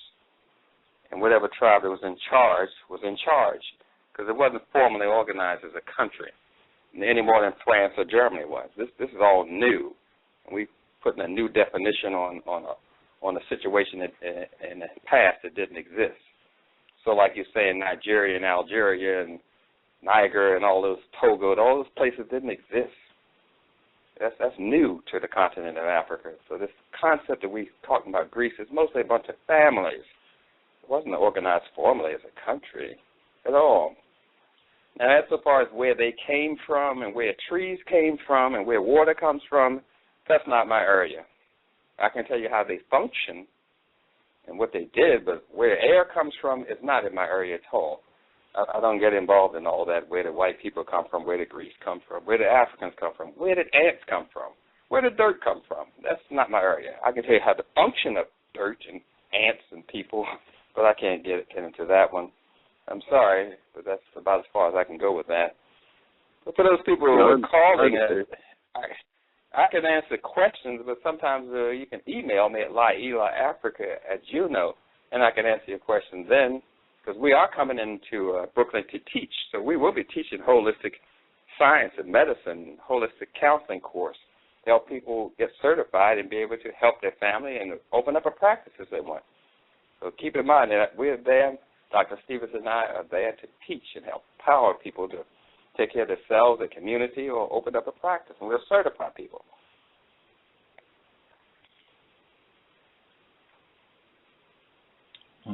5404, was that, are you good, sir?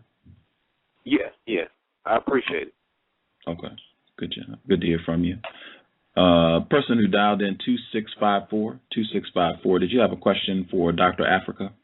Yes, Gus. Hi, Gus. Hi, Justice. Dr. Africa, what is the difference between overanalyzing white folk and understanding cave nature? The difference is that we use their psychological system to understand them. So we don't get to understand it. We're using white psychology based on the fairy tale called Oedipus. So we're using a fairy tale to understand the Europeans. And we analyze them using this fairy tale concept. So we're dealing with a belief system and not with reality. The reality is, how does the mind work? How does thoughts function? Where do thoughts come from? What is the neural pathway of a thought? We're not getting into that. We're just using a belief to understand a belief, and we end up in a belief. And that's white psychology, based on a belief that you cannot trust your subconscious. It's a dark part of you. It's an animal nature and all that stuff where you can't trust your mind, you can't trust God, you can't trust the weather because it freezes your food. We got to get away from that and just deal with the reality of how the mind functions. So we have not analyzed white people. That's what I'm saying.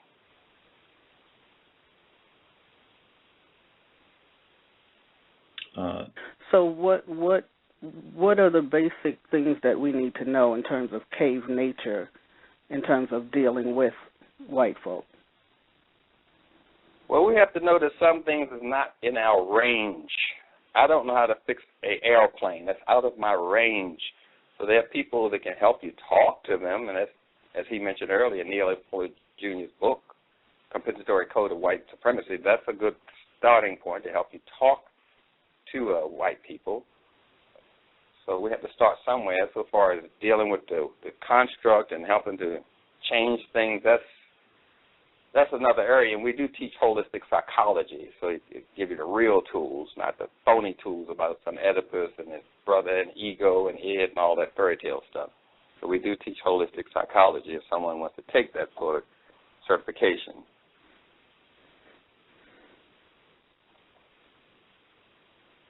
Uh, 2654, you good? I'm good, Gus, for now.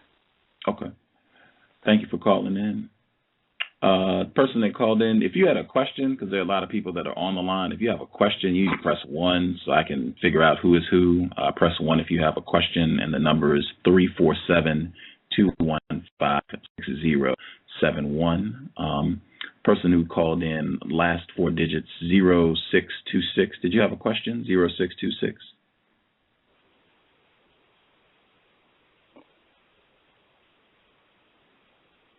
Person that dialed in 0626, did you have a question? Okay.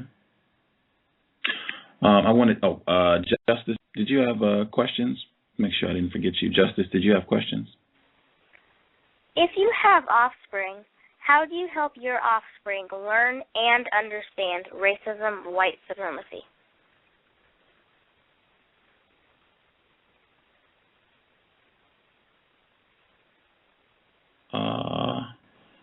I think we I think we lost Dr. Afrika. I will dial him back in. Wouldn't be a show if we didn't have a minor tech glitch. In fact, I will take a brief commercial pause, and I'll dial him back in. Context of White Supremacy. We will be right back.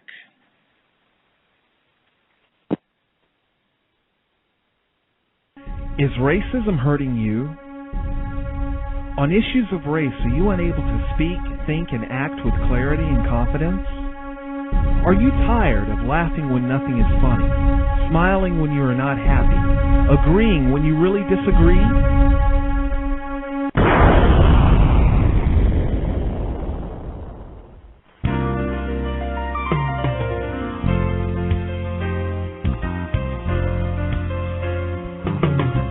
At counterracism.com, you can learn specific strategies and techniques to counter the behaviors of the people who practice racism in all areas of activity, using words correctly, following counter-racist logic, even counter-racist science projects designed to reveal what racism is, how it works, and how to counter it. The open source code writing format allows you to pick and choose from a variety of counter-racist suggestions so you can produce the code that works for you. Stop by counterracism.com today and help replace racism with justice. That's counter-racism.com.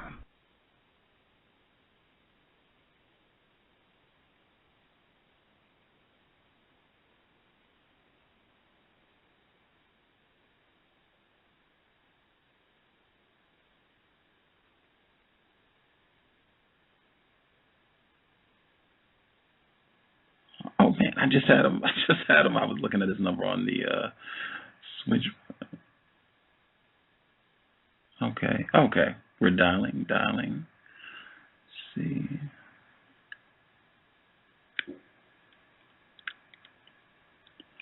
My switchboard is reloading. Check and see if we got him back on. 3, 4, 6. Okay, we got him. Dr. Afrika, are you with us? Dr. Afrika, are you with us?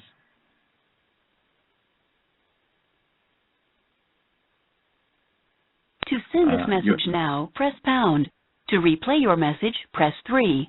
For additional options, press 9. Dr. Afrika, are you on the line with us, sir? That is really strange. To send this message now, press pound. To replay your message, press 3. For additional options, press 9. That is strange. I had him on the switchboard. I think what happened, the line I was going to open that had a hand up, they hung up and it changed the configuration of my switchboard. Whoa, man. Okay. I will try to dial Dr. Afrika again. I had him on the line. I don't know what happened. I wasn't hearing him. I will dial him again, see if we can get him back on the line. Yeah.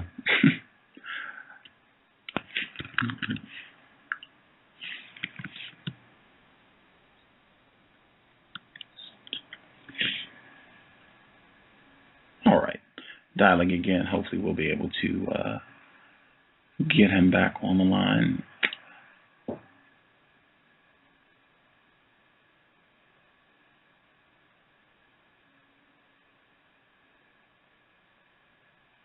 Okay. I think we have him back.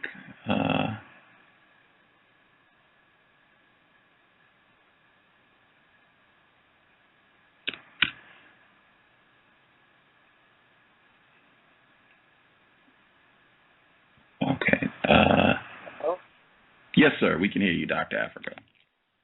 My apologies. So we're going to the 8 o'clock hour.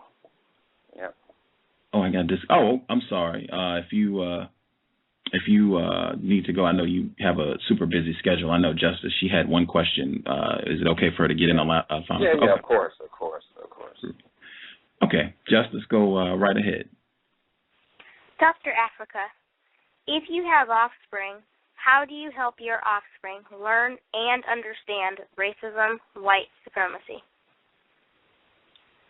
You introduce them to cultures and let them understand how different cultures function, and understand that cultures are people that stay together and do things together to protect themselves.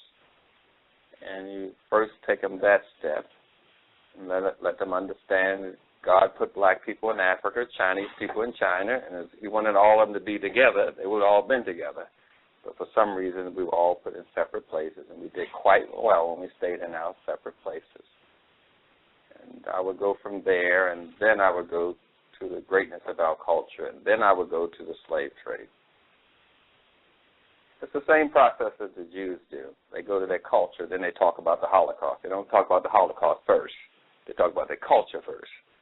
And then they talk about the Holocaust, and that gives the child an understanding of they have to protect themselves so it won't happen again. So we're doing the same system. Understand our culture, then go into this other thing about colonialism and slavery, and understand we have to protect ourselves or it'll happen again. Can I just ask this one quick question, if that's okay? It can be a slow question. It doesn't have to be quick. Take your time. How long do you think racism, white supremacy will continue to be the most dominant system on the planet? Probably about another 1,000 years, 2,000 at the most.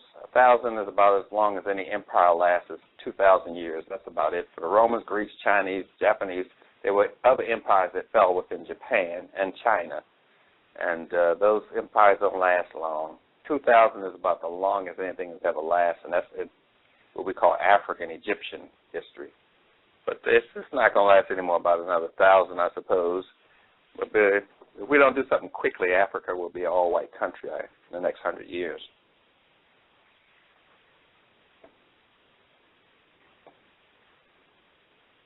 Okay. Okay. Thank you. Wow.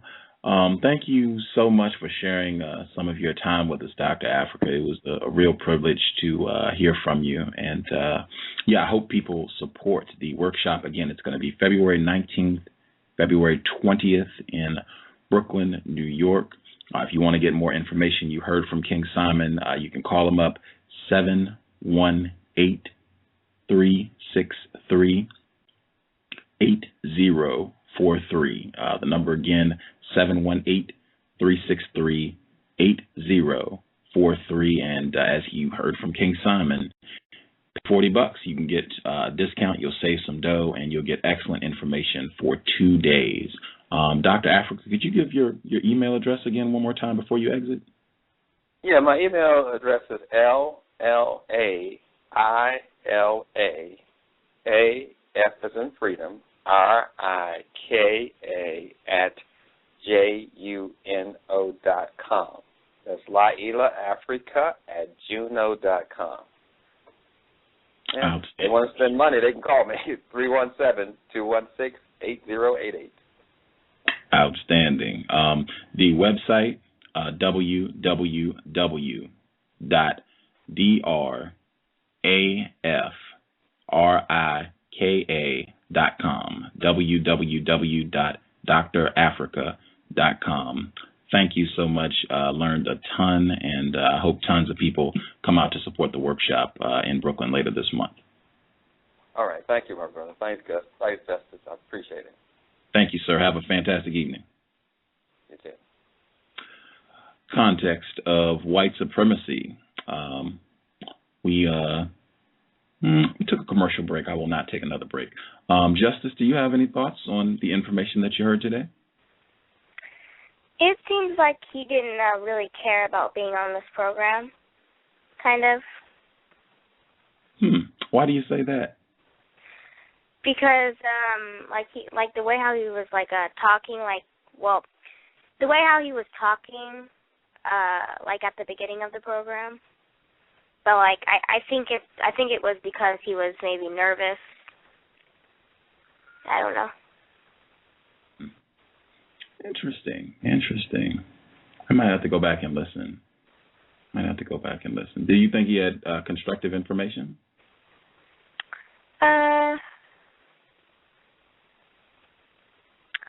Yeah. And he also says that it will maybe take 1,000 or 2,000 years for racism, white supremacy to be gone. I mean, that's just way over the board. What do you mean when you say way over the board? That's just a long time. Oh, you don't think it's going to take that long? No. Oh. Optimistic, like children. Children. If we could get more children, they impatience. I think Dr. Baruti said that on one of the previous broadcasts. That impatience, I think that can be a good thing. Patience is good, but you don't want to have too much patience. I will check out the folks who called in to see if they have views on anything. See if there's anything I need to touch on. I'm waiting for confirmation, but the female who authored the book My Princess Boy, Cheryl Kilo Davis, we are tentatively looking at Tuesday evening for the program. She's on the West Coast, so it'll be a little bit later. It'll be 10 p.m. Tentatively, we're looking at 10 p.m. Eastern, 9 p.m. Central, and 7 p.m. Pacific this Tuesday. That would be Tuesday, February the 8th. Tentative, I'll put it up as soon as we lock down a date and time, so you'll see the link and you can tune in to hear what she has to say. I do not know if this is a white person or a non-white person. When I first saw the individual, I thought she was white. I've heard other people who think she's non-white. I spoke with Dr. Welsing about it, and she was under the impression that this was a non-white person. So that'll be real interesting to get that from the very beginning. So, I hope that goes down this Tuesday. Share the links for the program. It's very helpful. Share the links for the program. If you think you're getting constructive information, post it on Twitter, Facebook. All of that is super helpful. Again, I want to give out the address. Tater Pie, she has been doing double time on the plantation, cranking out videos on white identification and mental illness. She has just been really putting in a gigantic effort. She made a whole website that has topic-specific sound clips. The blog address is cowsclips.blogspot.com. Again, it's cowsclips.blogspot.com. I'll link these on the show page, but it's just a collection of different sound clips from all of the guests who've been on the program, and it's addressing a specific subject. So there might be a sound clip on why you should not use the term other when talking about racism, white supremacy. Sound clips on so-called homosexual activity. As I said, you can make suggestions if there are subjects that you think should be covered, but whole website, I hope it's constructive. She really has been putting in just a lot of valuable effort. Share the links, investing, super helpful. Justice, do you want to plug the blog and your email address? Sure. Justice.asap@yahoo.com. Again, justice.asap@yahoo.com. Blog address, justdojusticetoday.blogspot.com. Again, justdojusticetoday.blogspot.com. Groovy. We're building an audience in Germany. I looked at the map and saw that. If those are non-white people who are listening in Germany, I can call Germany. So if you are a non-white person, you're listening over there, Frankfurt, I mean, I think we got more people listening in Frankfurt than in my hometown.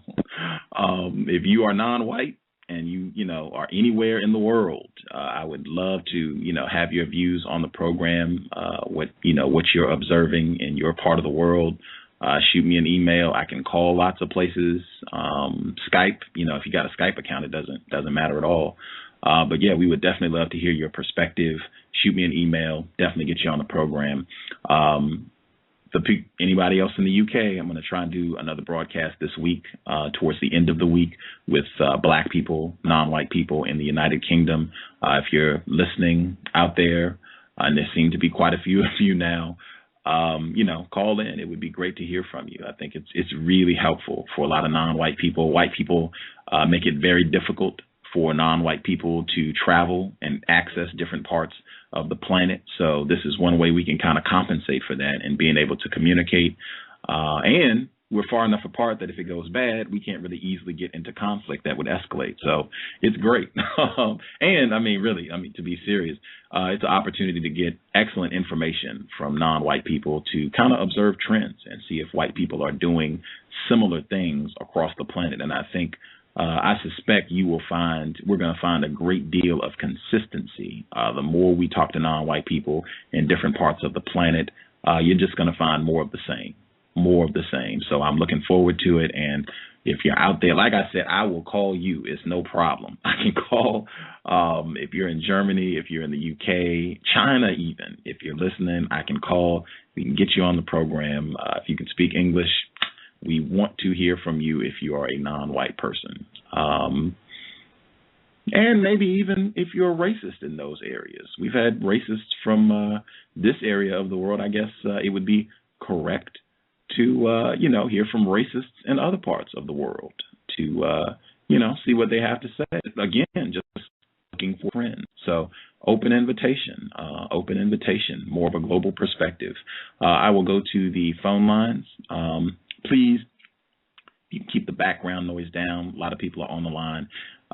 Mute your line if you're not speaking. If you know you're in a noisy environment, just use your mute button.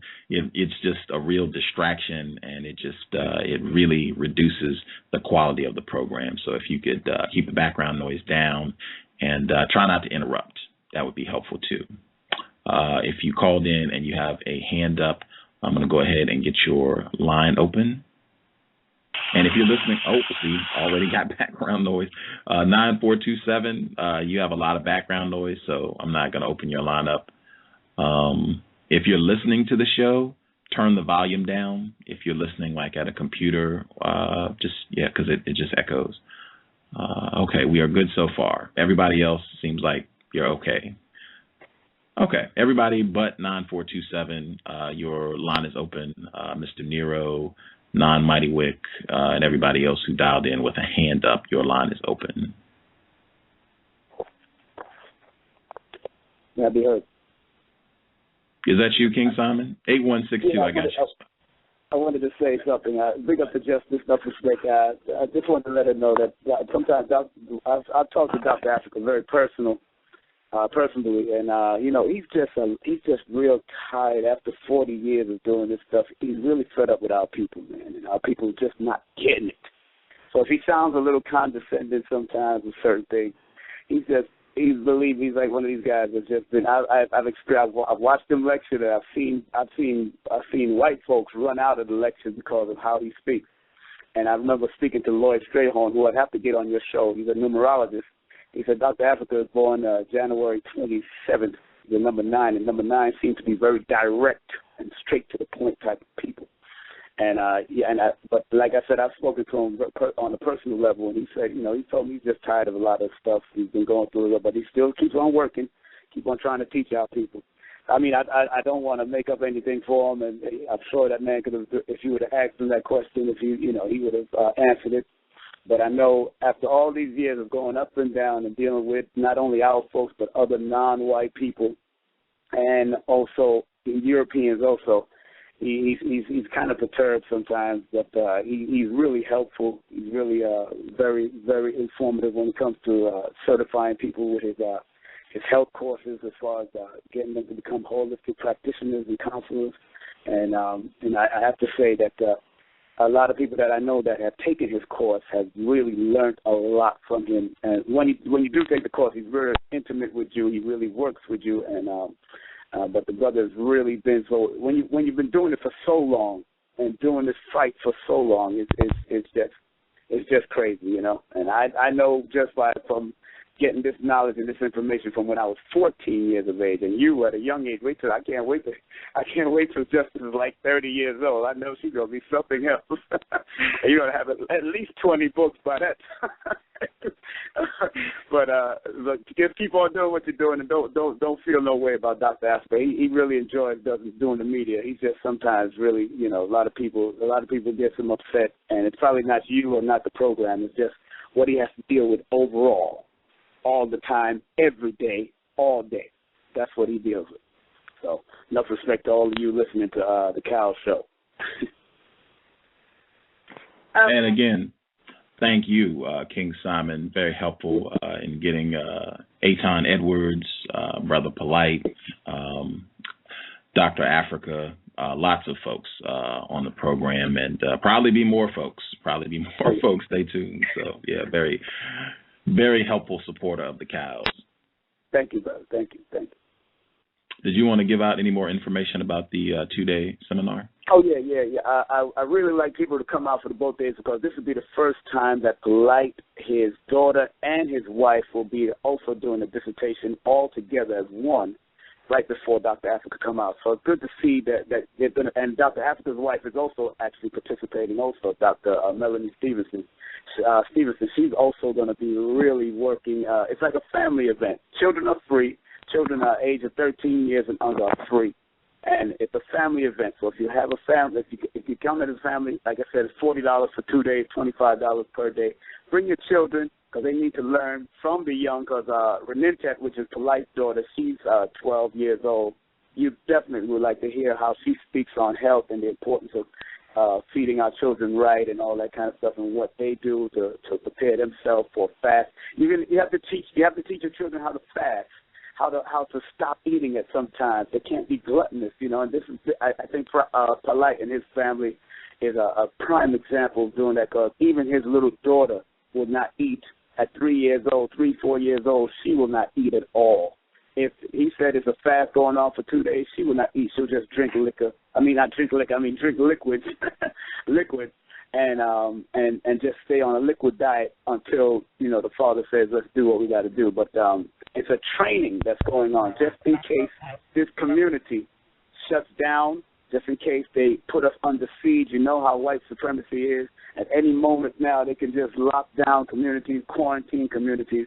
And if you got to learn how to fast and how to be quiet, how to discipline yourself, a lot of our children won't make. A lot of our children are going to compromise our adults when times of emergency. I can only imagine what poor Harriet Tubman went through when she had to silence a few of the slaves that she was trying to get across the border and try to help. Some of them she probably had to take them out. She had a gun. She was ready to take them out. So I can only imagine what we'll have to go through if this ever happens in any of our communities where we'll have to move silently, and then your baby, because your child is too filled up with sugar or too filled up with glucose and all that, won't stop making noise. You're going to have to hold that child's mouth and move because that will determine life or death in certain situations. Because we're at war. And you've got to remember that. The man just said we're at war, and we've been at war for a long time. And as far as I've heard on this show even specified that we are at war. And if we don't learn to train those children on how to maintain a certain eating habit, how to stop eating at certain days, how to eat every other day or eat one meal a day, we're going to have problems. And that's all I have to say. Thank you. King Simon, again, is this the correct number? I'm just reading what's on the flyer, 718-363-8043. Well, that's the venue, and the other one was my cell phone number that I gave, which is 347-496-1022. That's my office number, 347-496-1022. It's public knowledge. You can always check out my phone numbers and all my flyers on any site. You can go to my website, KingSimonProductions.com, or hit me up on Facebook, King Simon. That's all Facebook is. You don't know my real birthday. You don't know nothing. All you know is what I'm promoting on Facebook. Don't hit me up with any foolishness. I just deal with what I'm dealing with and how we can help these people. I even have weekly workshops every week, Wednesdays in Brooklyn. For only $10, you can actually learn. We had Aton Edwards last week. This week we have polite teaching, language and tones. Next week we have a health thing on crystal healing and water, the importance of magnetic water, and learning how to purify your water. And then the week after we have Abundance Child teaching on law, which is natural law, common law, and birthright. So, and we're going to be giving away exemption papers for vaccine. We're going to be giving away exemption papers for vaccine on the 4th week of February for Black History Month. We're doing it for so-called Black History Month. As far as I'm concerned, we have original history forever. But we'll be giving away exemption papers. Those who want to be for vaccines, we'll be doing that. So, okay, so just give me a call if you want to come out. If you have family members in the tri-state area, call me at 347-496-1022. King Simon, always good to hear from you, sir. I hope, like I said, I hope a lot of folks get out to that 2-day seminar. We have a lot of people listening in the tri-state area, so hopefully they will make plans. I wait for you and Justice to come out and do a lecture soon, bro. Man, you keep saying it enough, man. Me and Justice and I will have to sit down and, make plans. Well, that would be fun. I know I know they would love you, Justice. Don't worry. You need to come. You and Gus. Even if Gus just lets you take over, it's all right. You should just take over. I know. I was just watching Dr. Blair, and Dr. Blair said thoughts are things. So if I keep on thinking it, it's gonna happen. That's how I do. I got to give you his number too, Dr. Blair, if you haven't had him on your show. I have not. I believe one of the gentlemen on the line was just talking about having him on the program, so I know at least one person would be pleased about that. Well, great. I have him coming in New York on April the 10th, so, hey, we can make it happen anytime. Okay. Yeah, I'm game. I'm game.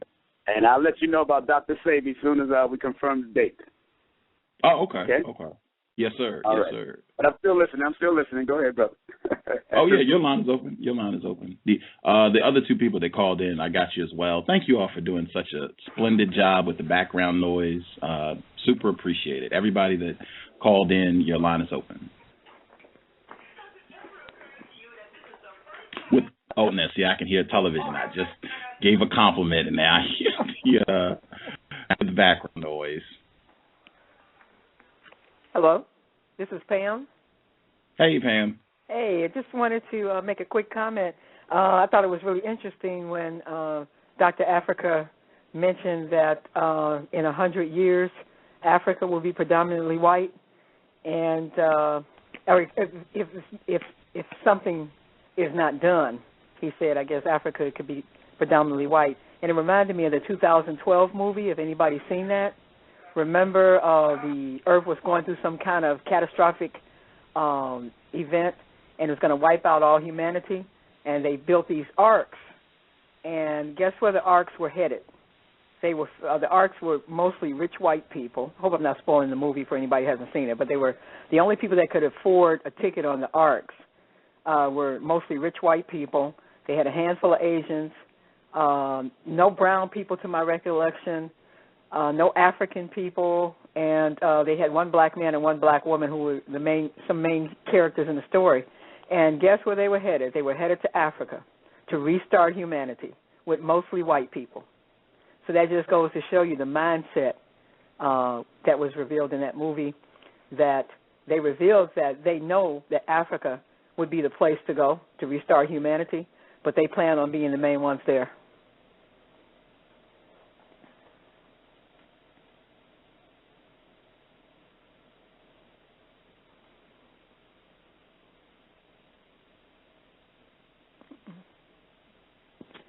Now, see, I reinterpreted that scene because I saw the movie, Pam. This is Mr. Nero. Hi, Mr. Nero. I interpreted that scene as them, reinvading Africa. Mm-hmm. Because that was the only continent that did not get hit by any of the disasters. Okay. And, I mean, that was how I interpreted it. So you think the Africans were still, because I couldn't really just, I wasn't sure whether Africans still there, and I guess, if they were going there, probably the Africans were still there. Yeah, I mean, it was the only continent that didn't get affected by, what was happening during all the chaos, so, which was just silly, the way they did it, but, and then to show the 3 ships, I thought was symbolic of the slave trade, so, interesting movie, very interesting movie, a lot of racism in it. Yes, and I think you're right. I think they were going to invade it because if the Africans didn't survive, why would they have gone there? So they were going to take it over. Exactly. Yeah. So I just thought that was interesting when Dr. Afrika said that, 1,000 years, huh? Maybe 2. And when Justice started talking right after that, I knew exactly what I just felt it in my bone. I said, I know she's going to say something about the 1,000 years, because I was thinking about it myself. I was hoping for a different answer, although I've heard that similar answer before. But it's just like, no, come on, That's, in our lifetime, that just seems like a million lifetimes. Yeah, he said. Go ahead. We got 3 minutes left in the live stream, so you should probably call now if you think you want to continue listening live, or if you think you want to speak, you should probably call now. The number is 347-215-6071. Again, 347-215-6071. And put a hand. You have to press 1 to put a hand up if you are interested in speaking. If you call in, sorry. Go ahead, Justice. And so, Pam, you said 1,000, and he also said 2,000 years. Yeah. I think that from what I took from what Dr. Afrika was saying in that regard is that save some event or some major event that takes place, whether non-white people are responsible for changing the course of history. If we continue on the road that we're on now, maybe it would be 1,000 to 2,000 years. Yeah, that's the way I took it too. Was that it's not that it's inevitable, but that if we continue the way we're going, and you kind of have to wonder, we can't even withstand another 1,000 years of war, not in our condition, not the way that we're not fighting back. So we better do something, because we can't do this for another 1,000 years. We'll be wiped out. I think that was some of the frustration that King Simon was talking about too, like doing this work so long and kind of just having to deal with other victims who are confused and white people working with racists in the military. Like some of that could just be, frustration. And he's a black male. Like I was thinking that too, like doing all this work and he's still a black male. That's a tough road to have to walk, man. Exactly, and plus remember, he said he had to deal in the psychological minds of these people. So he got into their psyche. People forget he had to stay 8 hours a day with these people studying their psyche. So it's hard. I mean, it's like becoming an actor and having to take on all these different types of people's roles. Did you all know that? I'm sorry, sir. Did you all know that information about him, that he used to work as a therapist in the military? Not until he said it. I know about it. You think about all the people and all the things that he's seen and all of the great work, the people like Neely and Dr. Wellesley, and then when you look at our condition today, that's what I got too. He just sounded like his soul was weary.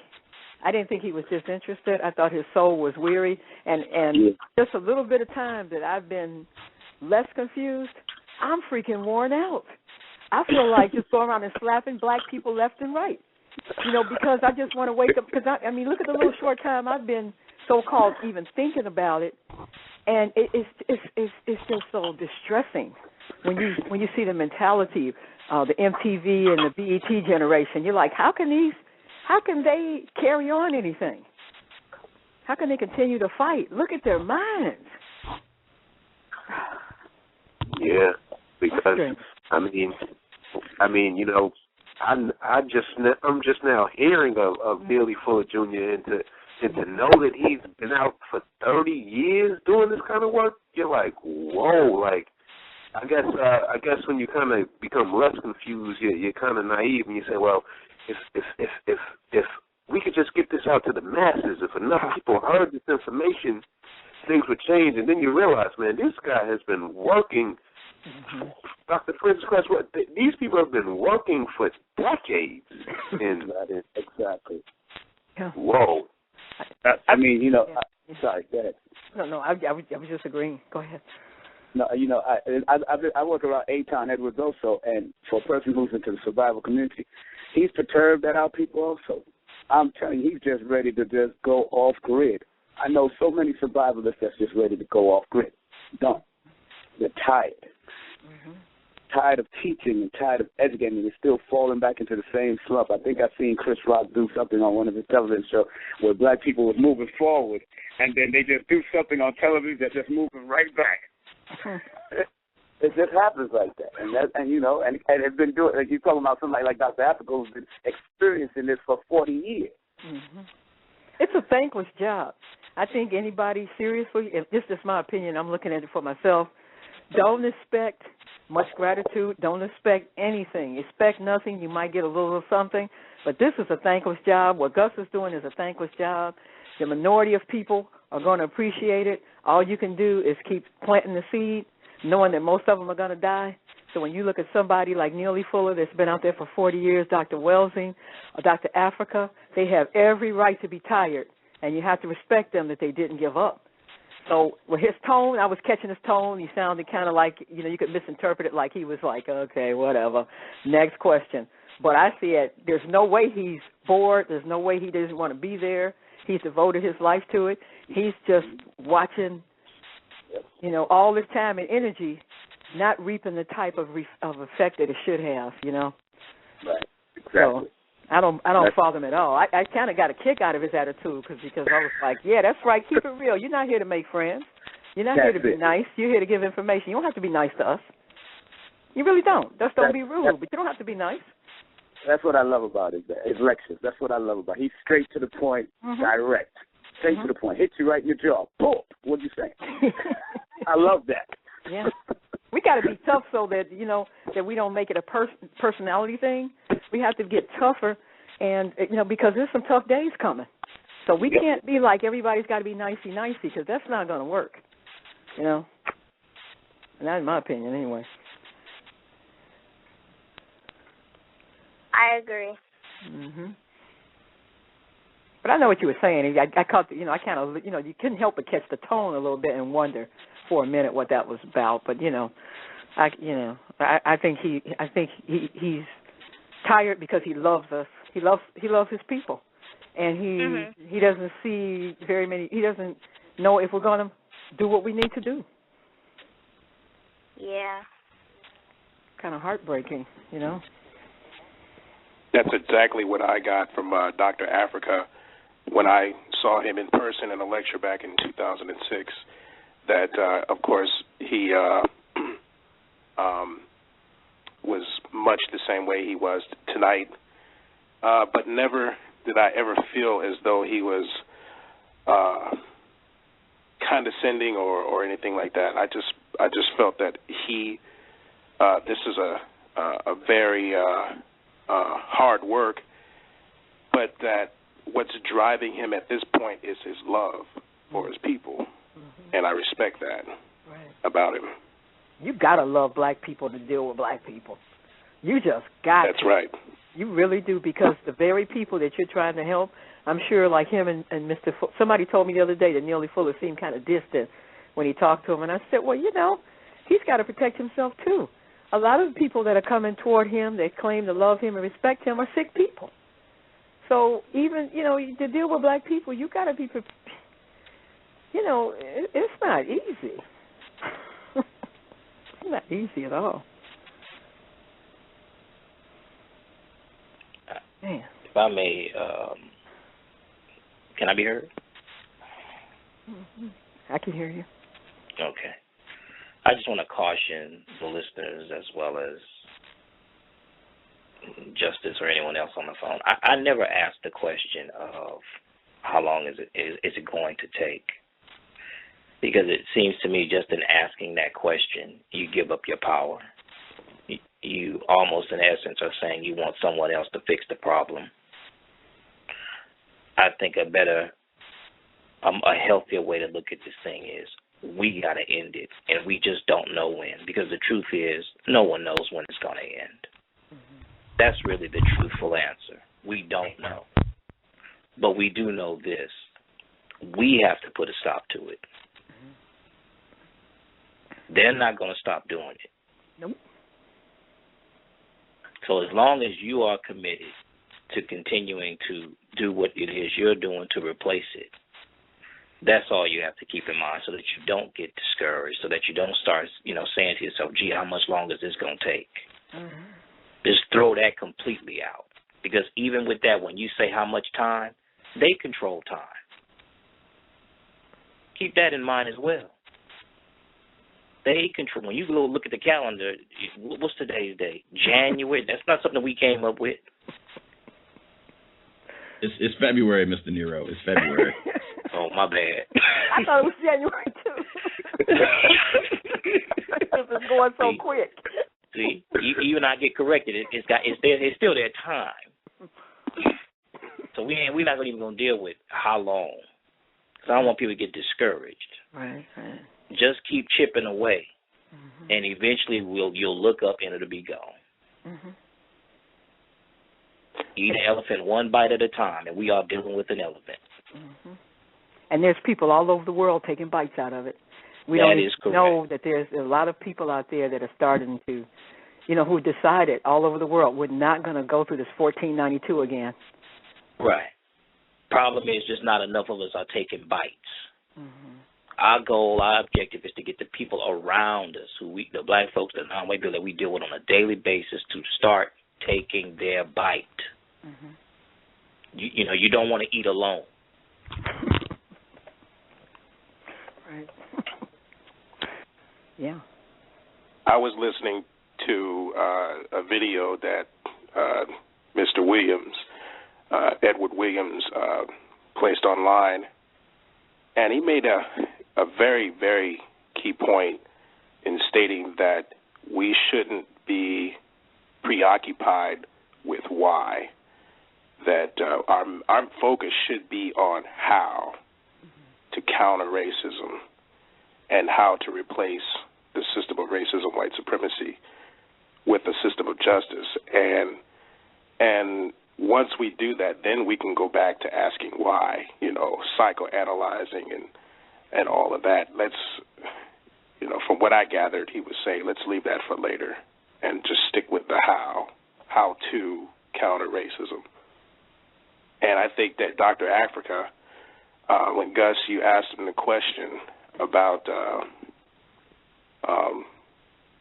how to argue and between non-white people in relationships, and his suggestions was very constructive. That is an example of how to counter racism. So I think that if we just remain focused on that, we could get somewhere from point A to point B very fast and most efficient.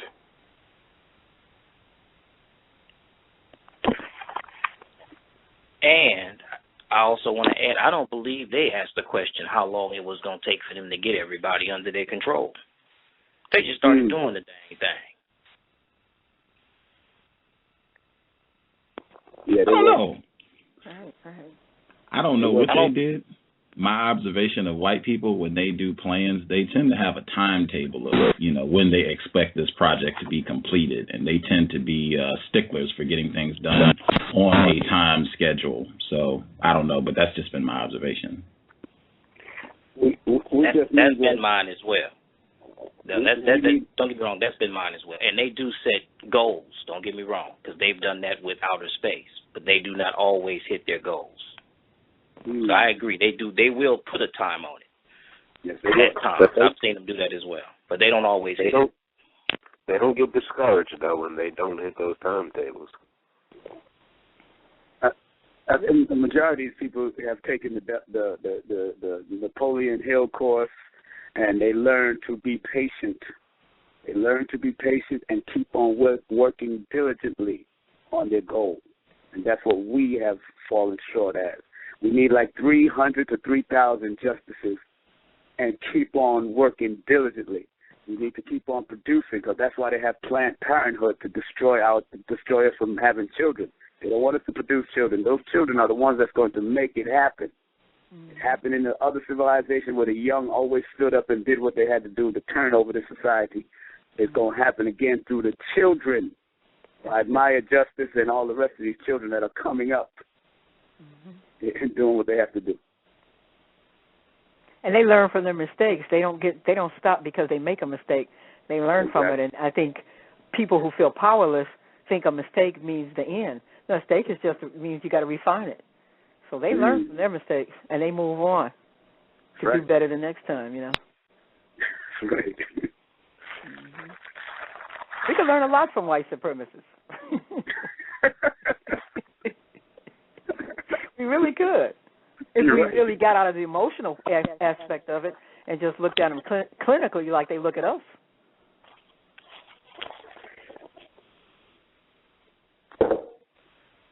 I don't know if you guys would be interested, but I've wrote a research paper on health, and if anyone wants to read it, I can send it to them.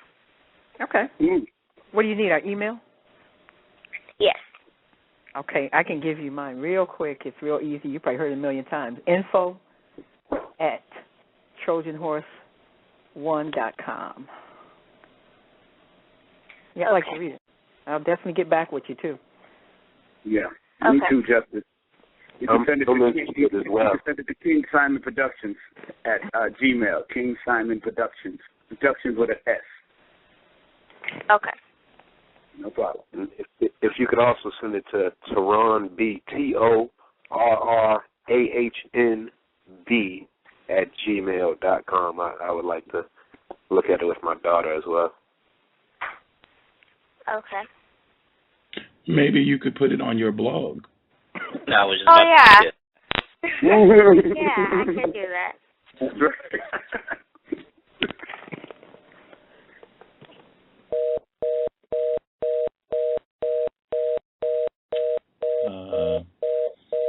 I'm not sure where that's coming from. That's noisy. Very. Somebody hang up, maybe? Somebody had someone on three-way, maybe?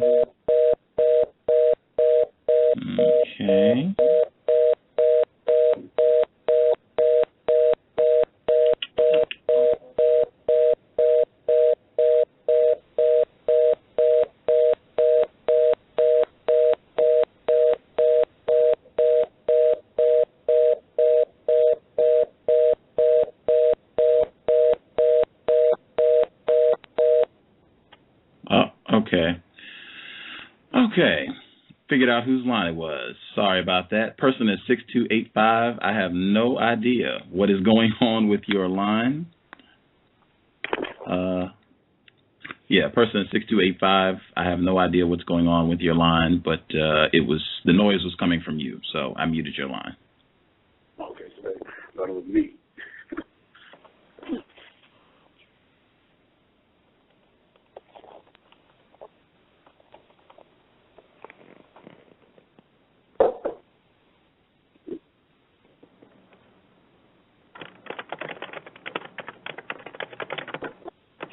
Gus. Yes, sir. Yes, sir. Did you get to speak to Paul Mooney yet? Because I know he's coming to New York next weekend. I will give him a jingle. I was going down my list. I hadn't really been able to prioritize the whole thing. But, yes, I will give him a call because someone else just talked to me about him. I'll give him a jingle. Right. Dick Gregory was just here, too, so I know I gave you Dick Gregory's number. Yes, sir. I have to fax him. I got to bust my thing out. Fax, old school, man, old school. Word. I think he still have candles in his house. I'm not sure where he was.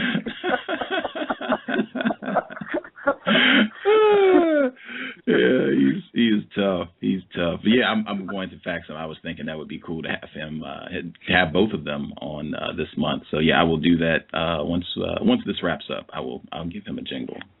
Okay, good.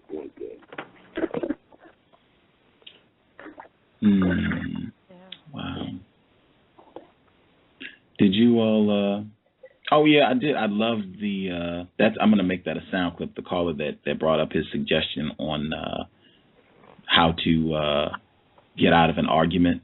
I will say that does take some skill because I think once your emotions get rolling and when someone is doing things to upset you and you feel like they're doing it on purpose or just, you really feel strongly about something. I know it can be difficult to kind of let it go, but man, I thought that was great. Like, what are we talking about? Is this helping me? Is this helping this person? Is this, is this our greater purpose? Is this towards justice? And if it's not, then, what are we doing?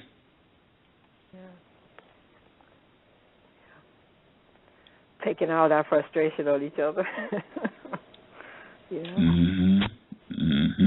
Has I'm sure out of all the folks who are listening, someone has been watching the Super Bowl. Have you all seen any commercials or anything at all that, made you think of racism, white supremacy?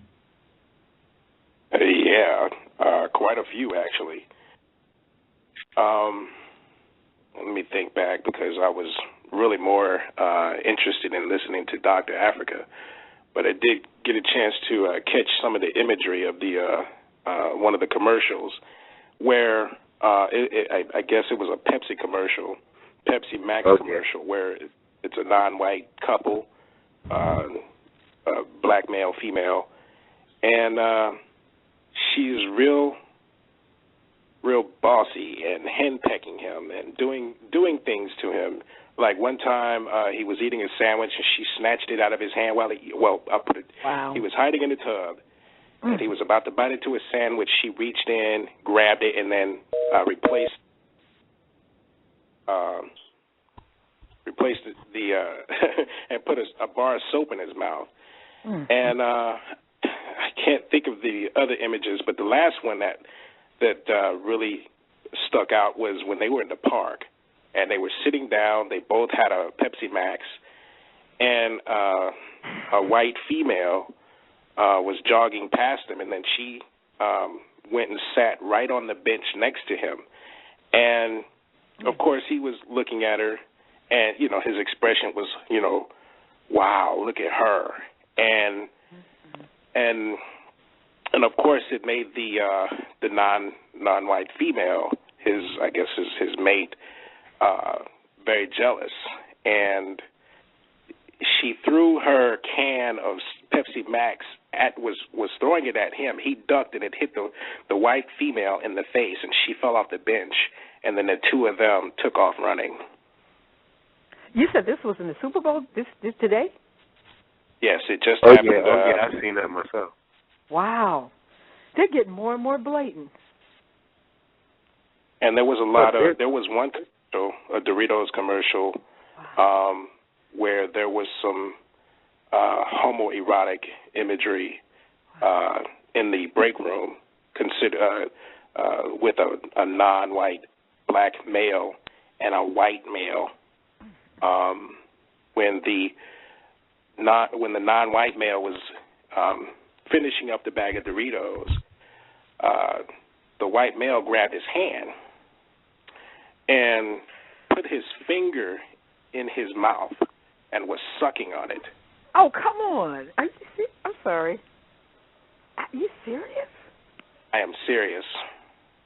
That is just and that is a couple seconds later, another white male was wiping the Doritos crumbs on his pants pocket, and the other white male came up and ripped his pants off and then started sniffing the area of his pants that he was wiping.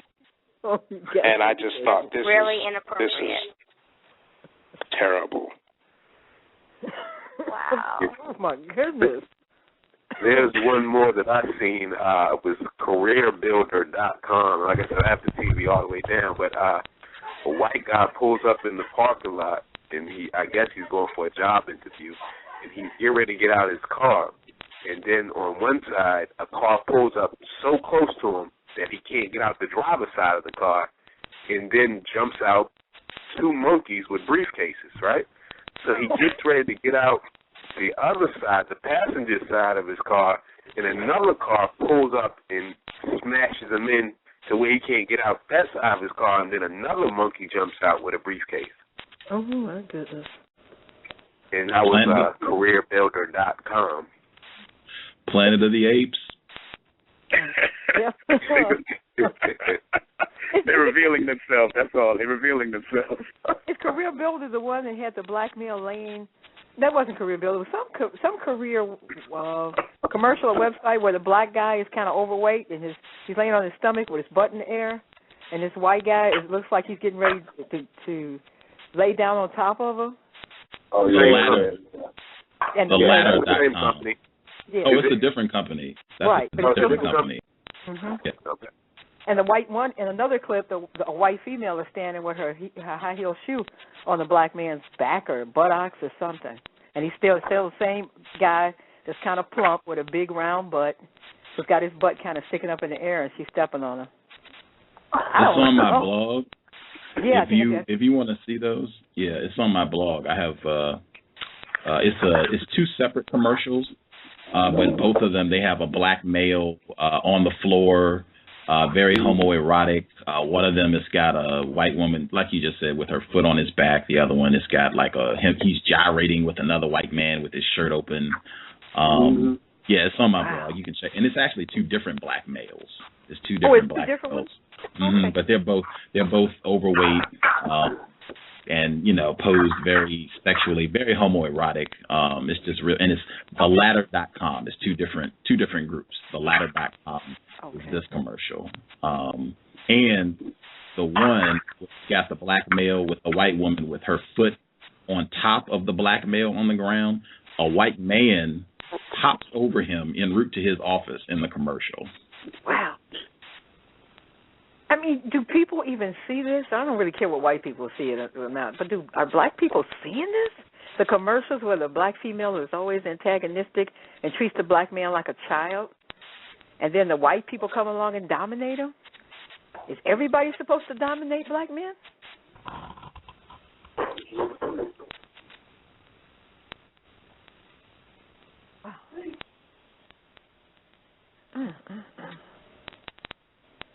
Yeah, when I was more confused, I've seen things like this all the time, and sometimes I have to ask myself now, like, what was I don't know what the word is, try to jump back into my former self. What was I thinking when I was watching stuff like this? Or was I thinking at all? Yeah. Yeah. I wonder how much hostility that builds up, between, say, a black man watching that and watching it constantly showing black women disrespecting black men. Which I think is the purpose, to make the black man think, that the black woman is just bad news. Avoid her at all costs. Yeah. Well, it's like Dr. Afrika mentioned earlier, how in our childhood we're programmed through these fairy tales to have such a low opinion of black females at an early age. Mm-hmm. Yep.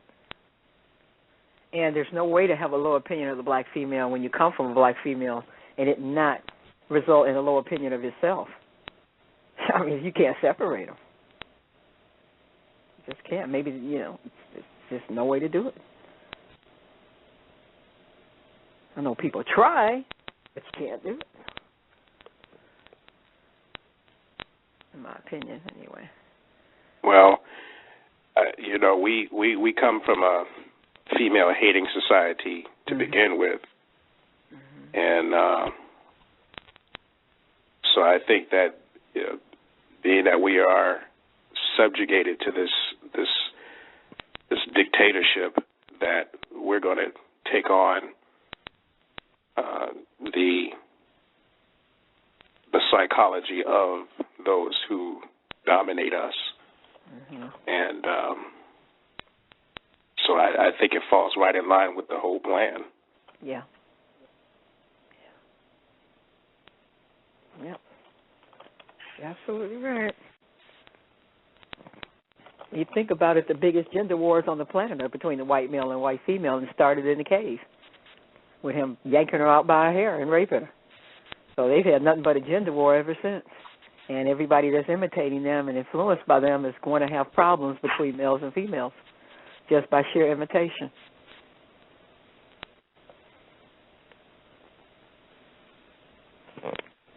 That's another thing that Dr. Afrika brought up early, that white people suffer from post-cave traumatic disorder, or from being in a cave, and from what he said, that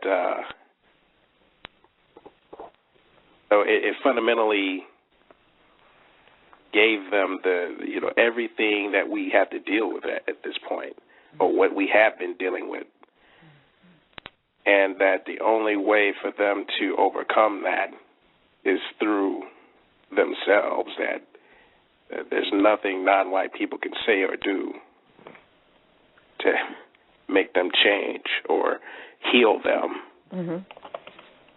Yeah. Yeah. I wish we got that through our heads, that we can't change them. We got to change ourselves, but we can't change them. Right. And then I think he said something about the weather being an enemy because the conditions they live under. They saw nature as something to conquer, and you can kind of see it now. The whole Western medicine, and everything about them is conquer, destroy, burn. If you got cancer, I'm going to burn it out of your body. So I think they're aggressive because they were born in fear, and fear will make you dangerously aggressive. And I do see that in them, that they're very fearful. Oh, that was so great. I'm sorry.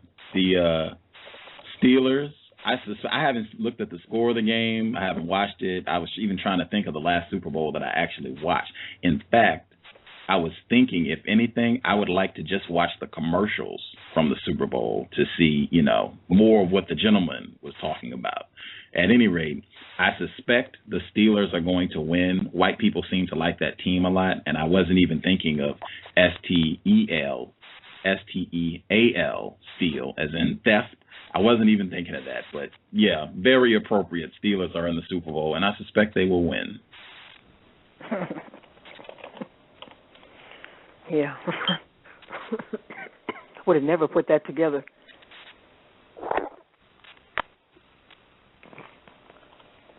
Oh my goodness, the gentleman 5404? Yeah. Okay. Is this D from Reckless 2.0? No. Oh man, messing up the voices. My bad. Okay. Did you make the suggestion? Because I might be wrong about this. I might be 0 for 2. Did you make the suggestion about the game on a previous broadcast? Yeah. Okay. Yeah. Okay. I watched an episode yesterday. Man, it was worse than when I watched Sanford and Son.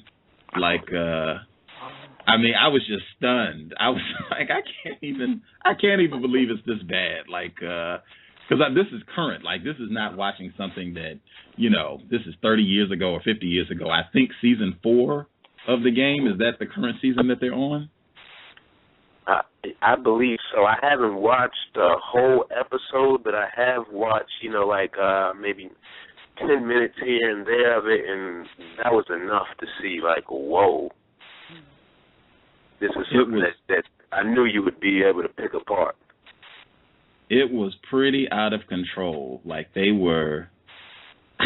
The only thing I can say is that it's trying to be like a black soap opera, but the minstrelsy is so strong that they can't even do it. Like they can't even pull it off being serious. Like I mean, yeah, I can't. I would have to play the program for you and break it down, but they can't even pull it off as being a soap opera. Like it's just a minstrel show where they have some moments where they don't laugh.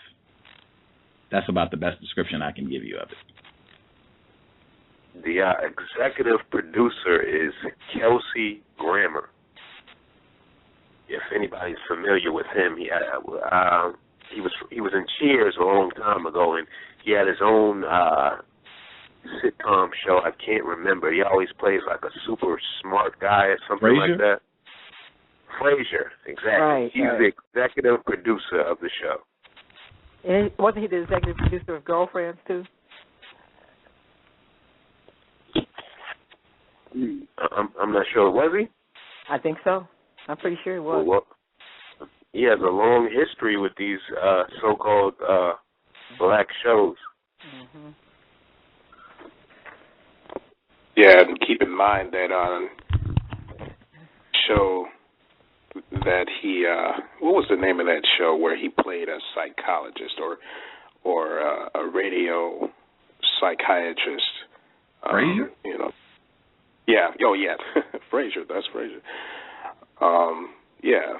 That on that show, he and his brother were both, had a psychology background. Super smart. Mm-hmm. Yeah, and also, if you want to talk about non-white soap operas, I've seen previews of some coming from West Africa, particularly Ghana, and I found them to be shocking, to say the least. It's just something about them when we try to do them, and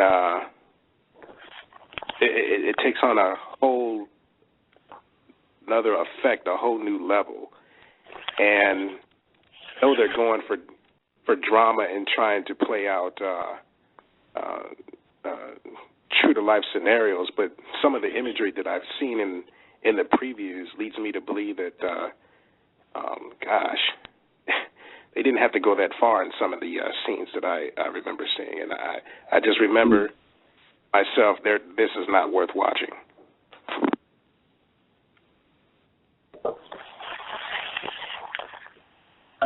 I've ridden in a cab, New York taxi cab with people from Ghana or Nigeria. I heard an African guy on the phone speaking like he was a hip-hop artist, calling women B-I-T-C-H and all kinds of stuff on the phone, and how many B-I-T-C-H's he got, how many B's he got, how many. I'm like, I said, is this guy from Africa?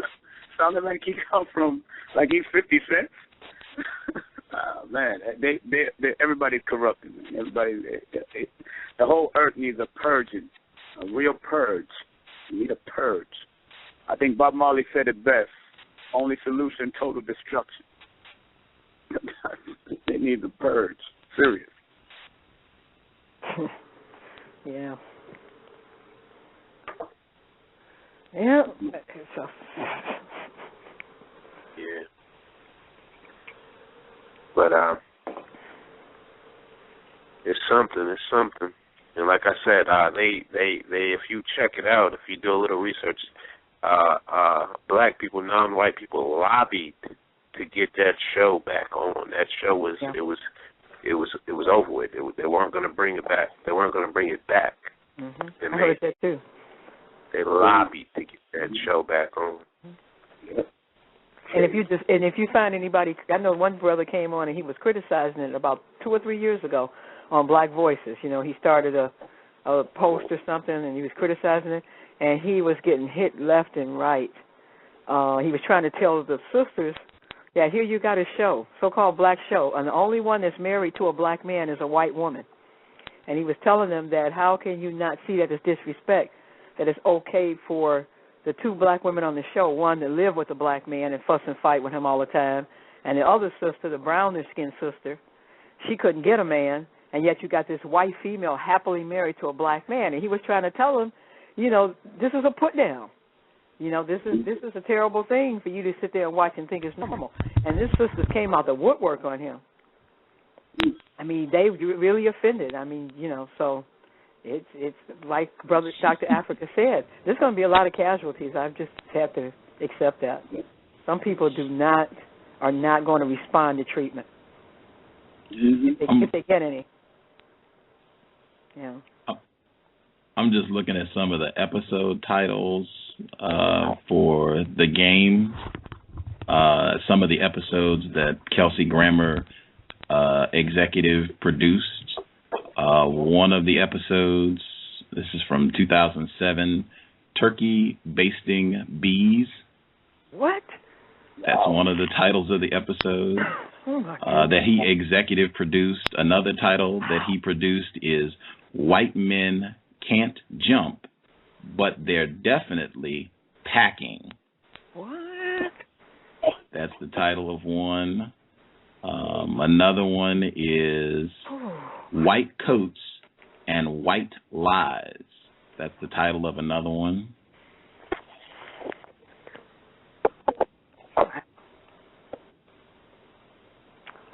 Boy. And it's funny you said that, Pam, because I was watching a clip of an episode, and there was a black female, and she was on the show talking about how she got these men through this, that, and the other, through being a whore, for lack of a better word. And the one female, I guess she's a doctor or something like that, and she's educated, and she was, saying that her behavior was incorrect. And instead of them getting behind her, they got behind the one that was doing the whorish behavior and started to chastise the so-called educated one. So I mean that that's a prime example of the programming that we receive. Especially the young people, because they watch that and they don't really understand they're being programmed. I remember one episode where always the browner skinned sister, the lighter skinned black female with long hair, she has a man, but he's not married to her. So the browner skinned female, she can't get a man.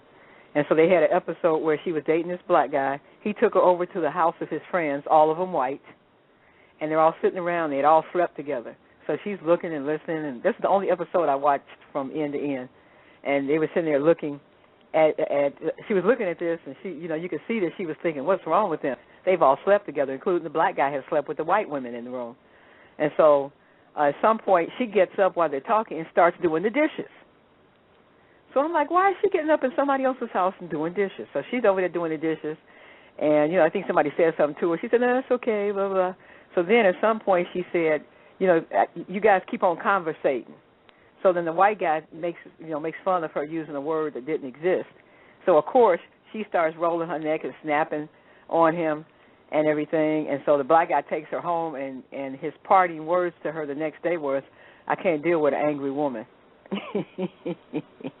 An angry black woman, You're too angry. And that was his reason for breaking up with her. And I said, here it is, every stereotype. She gets up and does dishes for the white folks. She don't know what they're really talking about, so she uses conversate, which, I don't care about using the word. And then she gets angry and rolls her neck and all this other stuff. And then the black guy dumps her because she's an angry black woman. I'm like, man. Whew. Psychological warfare. Yep. And not only, I remember that episode, and then he not only that, he went on to say to her in depth about how the white guy was there for him at his time of need, and just really hammering home how the white guy was his friend. And exactly. Yeah, that was that's I've seen a scenario like that real life where I've tried to say things about white people and non-white people go out of their way to tell me how much white people have helped them in their time of need, and you know, it's I don't know how you combat with that. And the crazy thing is, the same people will tell you in the next conversation that they're experiencing some racism. Now, sometimes they'll deny that they've ever experienced it, but I just find it strange that you could sit here and say white people are wonderful, and at the next breath you're getting mistreated by it. I mean, it's just stupid. I shouldn't call it stupid. No name calling. I understand, but you know, I mean, don't you know that you're getting mistreated? I guess maybe you don't. I don't know. I think we've normalized our mistreatment, though. I think we've normalized it, and yeah. We used to enjoy Sanford and Son, you know. I mean, really, I think I have wanted to get white people on the program to talk about that, because I have been around white people who have admitted that they have been in an environment where there was a black person, only one black person, everyone else was white. The black person was being mistreated. Mm-hmm. The black person was the only one present who did not know racism was being practiced. Mm-hmm. That was one of the first things that stood out to me when I really started spending more time studying white supremacy, was that is the case 90% of the time. We are so confused in the refinement stage. Racism is being practiced, and we are totally oblivious. Gus, can I be heard? I seen that. Yes, it was a commercial that was just broadcasted that's specifically speaking to the point that you just made. It was a Chrysler commercial, and Eminem is driving a car. He goes into a black church. The people singing in the choir dressed in that black and red, like that Black Widow spider type thing. And he walks in the church, and he looks at the choir, then he looks at the camera, and he says, "This is what we do." And then he walks out of the church and gets back in his car and pulls off. You know what I mean? But not to see exactly what they're saying, people would think it's a commercial about cars, you know? Wow. See, that's why I said I just want to see the commercials from the Super Bowl. But, I mean, Eminem, that's the Tim Wise of music and entertainment. That is incredible. And I bet you would have a lot of black people who would applaud at that commercial and say, right on. And if you said anything about it, they would call you a racist. Right. Non-Mighty Wick, your mic is open. We can hear you, Non-Mighty Wick. Can I be heard? Yes, hello? Sir.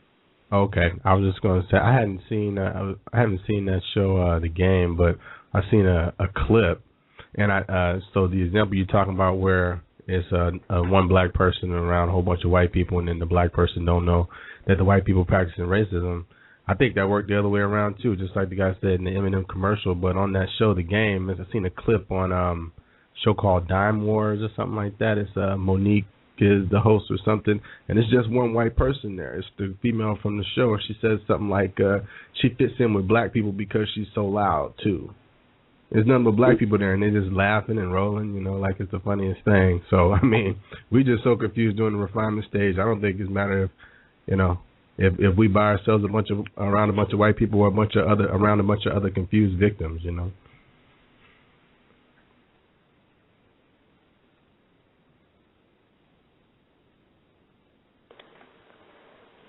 It was interesting. Before the game came on, they had a Walter Payton Humanitarian Award being given out, and the guy that won, his name is Matthew Williams, but it was him and two other NFL players, and they gave him the award for humanitarian purposes, and they simulcast his interview, and he was in some foreign land surrounded by U.S. military personnel, you know.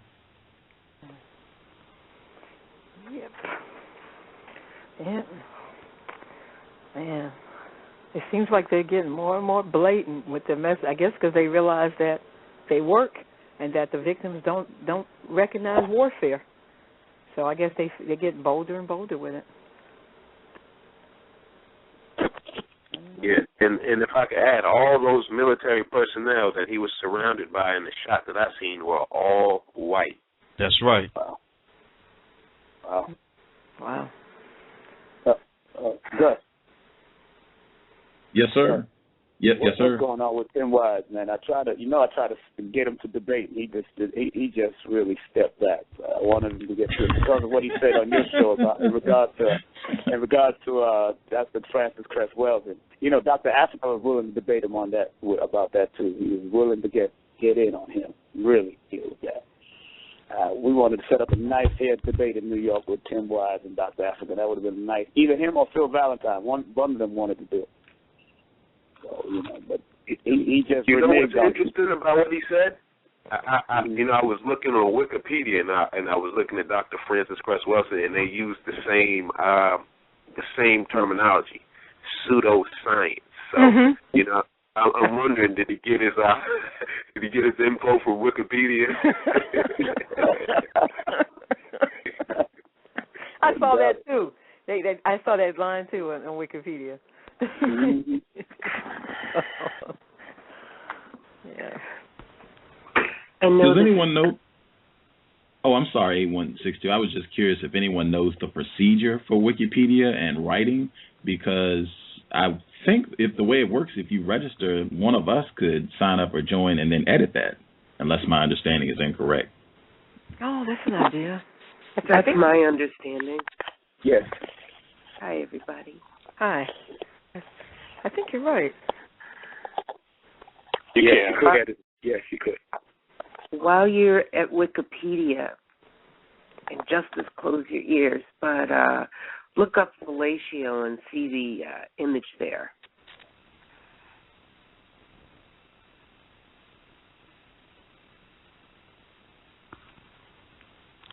I'm sorry, you said look up what image? Look, type in the word fellatio and the image that pops up. Oh, okay.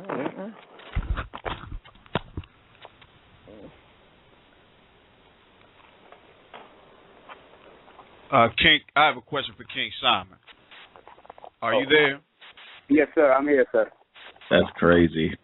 I found the image. That is crazy. If they didn't have, man, that's crazy. I won't comment on it. That'll be a nice hunch for anyone. You should go investigate. Oh no! I'm sorry. I didn't holler. Man. Oh no! No! You have catch. messed up my head now. Man. Okay, I'm done. I'm done for the night. No. Oh my something goodness. that I didn't get to say last night in regards to the what would you do in your question, Gus, to everyone, and what were the white people, were races, man and woman, what was their purpose? And I wanted to say their purpose was to practice racism, white supremacy, and show that it has no consequences. That they can practice racism, white supremacy, and there are no consequences for them. Yeah. King Simon. Yes, sir, my brother. How you doing? I'm great. Good. Do you know whether or not Brother Dawood still gives lectures or speeches? Oh, man, a lot of things been happening with Dawood lately, but no, he hasn't been doing. I think he only works probably out of Black Gold over there on 125th Street in Malcolm X Boulevard, where Infodisi is at. Okay. The Infodisi who teaches the Kemetic martial arts. Okay. Yeah, I think he's still there. But, he got thrown out of LIU the other day when Wayne Chandler was here because he started screaming out the place and all kinds of, how Dawood is. Okay. And they threw him out. But he's still out here doing his thing, man. Still doing his thing every now and then. Probably a YouTube broadcast you might find him on. But he's really adamant about staying away from the computers and all that stuff nowadays. Okay. Yeah, but he's out here. Thank you. You're welcome. Matter of fact, I want to let everybody know, those who want to see, I just confirmed that we're going to do a live stream with Dr. Afrika on the 19th. So those who want to watch him from out of town, I don't know how much they charge, and it's probably like $15, but it's a live stream of the whole event. on the 19th only, not the 20th, and it's on 1000streams.com. 1000, the number 1000streams.com. You could check it out live on the 19th only. So you get to see Brother Polite and Dr. Afrika go in and teach. You want to see it. Do you know about what time? Is it the whole day? 3 o'clock. It should start around 3:30 Eastern Standard Time. I don't know where you're located. So okay, I'm in Central. Okay, 3:30. I guess that would be 4:30. Yeah, about 4:30 your time. Yeah. Should be no more than $20, $15, $20, I think. Okay. Just for the people that don't have, I guess everybody's at their computer though, because otherwise they wouldn't be. Okay. I was just. Do you guys see the picture? Never mind. I don't even want to talk about the picture. I'm sorry. I don't even want to. No. Please go ahead. Because when I saw it, and don't ask me why I was there. But we won't ask you. I don't think I can take any more. But I was surfing like we do. And when I saw that, it just, I just said the assaults are everywhere.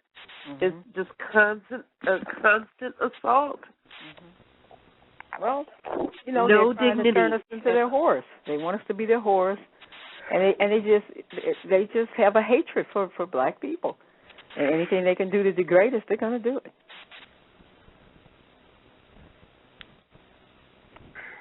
I just think the evidence is overwhelming how they feel about us, and I think we just need to get to the point where we accept it, and don't get emotional about it.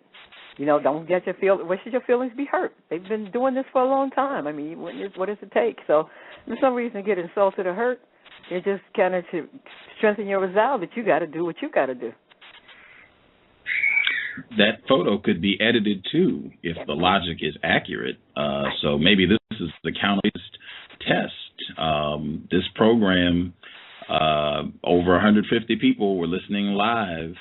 The archives, a lot of people should hear this. How long will it take for that image to be corrected? That image and the pseudo-scientific around Dr. Welsing. How long will it take for those to be corrected? If that's the case, I don't know, but I think that's the case. You can just go to Wikipedia, you sign up, and I think you can edit those. So that's something you can do to work against racism, white supremacy. Go make corrections on Wikipedia, correct that image for fellatio, and Dr. Welsing, it shouldn't be pseudo-scientific. It's funny, I just signed up with Wikipedia, so I'm going to go in there and correct it. Dr. Crest. Well, yeah, I'm going to go there tomorrow and check it out. Woo-hoo. I just signed up to Wikipedia today. Just signed up. Fun. Interesting. I don't know about the fellatio. I ain't checked that. I didn't do that one. But Dr. Cresswell, and I'm down with that. Come on, you don't want to leave that picture up there. Yeah. Any one of us could do that. I'm going to stick with Dr. Cresswell. Oh, help you.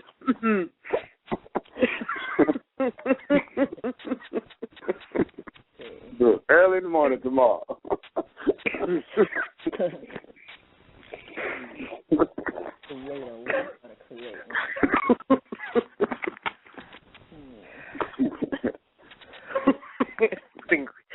Oh, got stumped on that one.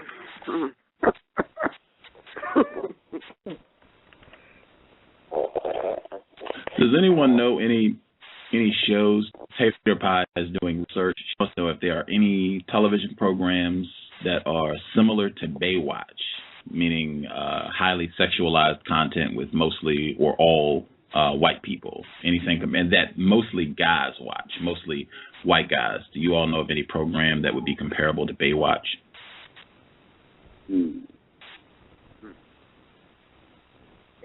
Wow.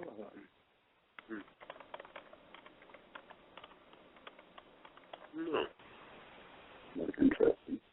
You probably have to go to Spike TV for that one. Spike TV. You might have to, Spike TV have a lot of that stuff they be running. There's a lot of cartoons, sexually active cartoons they have out there. You gotta Spike TV has a lot of that stuff. Okay, Spike TV. Yeah, take that. Even the cartoons are getting degraded. Family Guy, I can't even take much. I'm like, guys, here.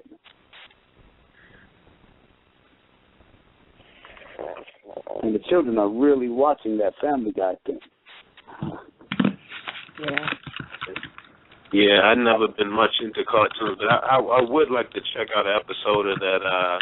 What's that one with the non-white family? What is it? Cleveland? The Cleveland family? Cleveland? Right. Offspring of Family Guy. Also, I haven't seen it. No, I haven't seen it either. Okay, I bet you. Do you know about Hulu? Say it again? Hulu, Hulu. Hulu.com, you can watch all those shows and popular shows for free.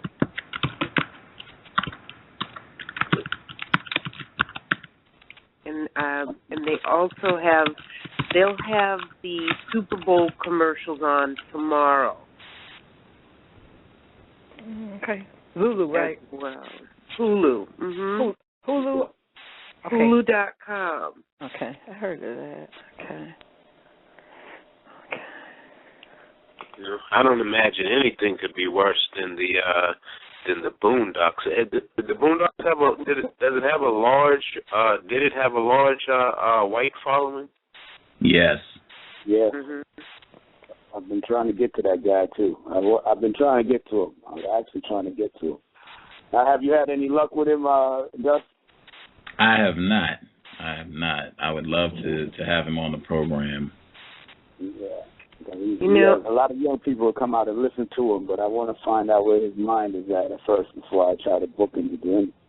But we can see that through Boondocks, right? No,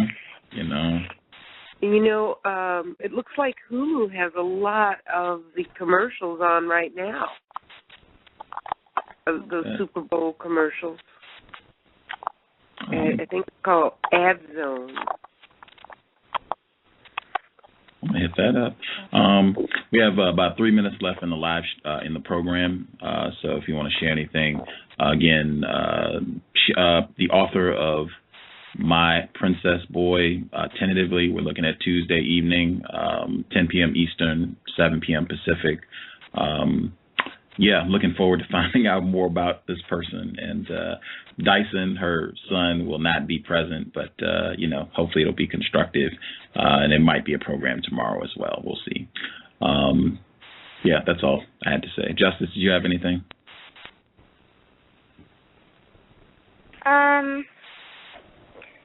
No, not at this time, but yeah. Yeah, there you go. Anything else you all want to share? Feel free. Well, Pam, I appreciate the work you're doing, and I've ordered your book. Great. And Gus, I pledged my money and justice, so I just want to say I'm here and I appreciate the work you all are doing, and I'm doing my part, whatever I can do at this end of the world. Ebony News Channel, right? No, this is Minnie B. Oh, okay. I thought 8162. Okay. All right. Well, thank you for supporting our book, and I'm looking forward to hearing your feedback. Constructive criticisms are welcome, because anything in the book that needs to be looked at, we want to look at it and change. We actually have some changes. We're going to take Tim Wise out because he's in there, so we're going to take him out. This is before I was more confused. Oh, okay. So. But even that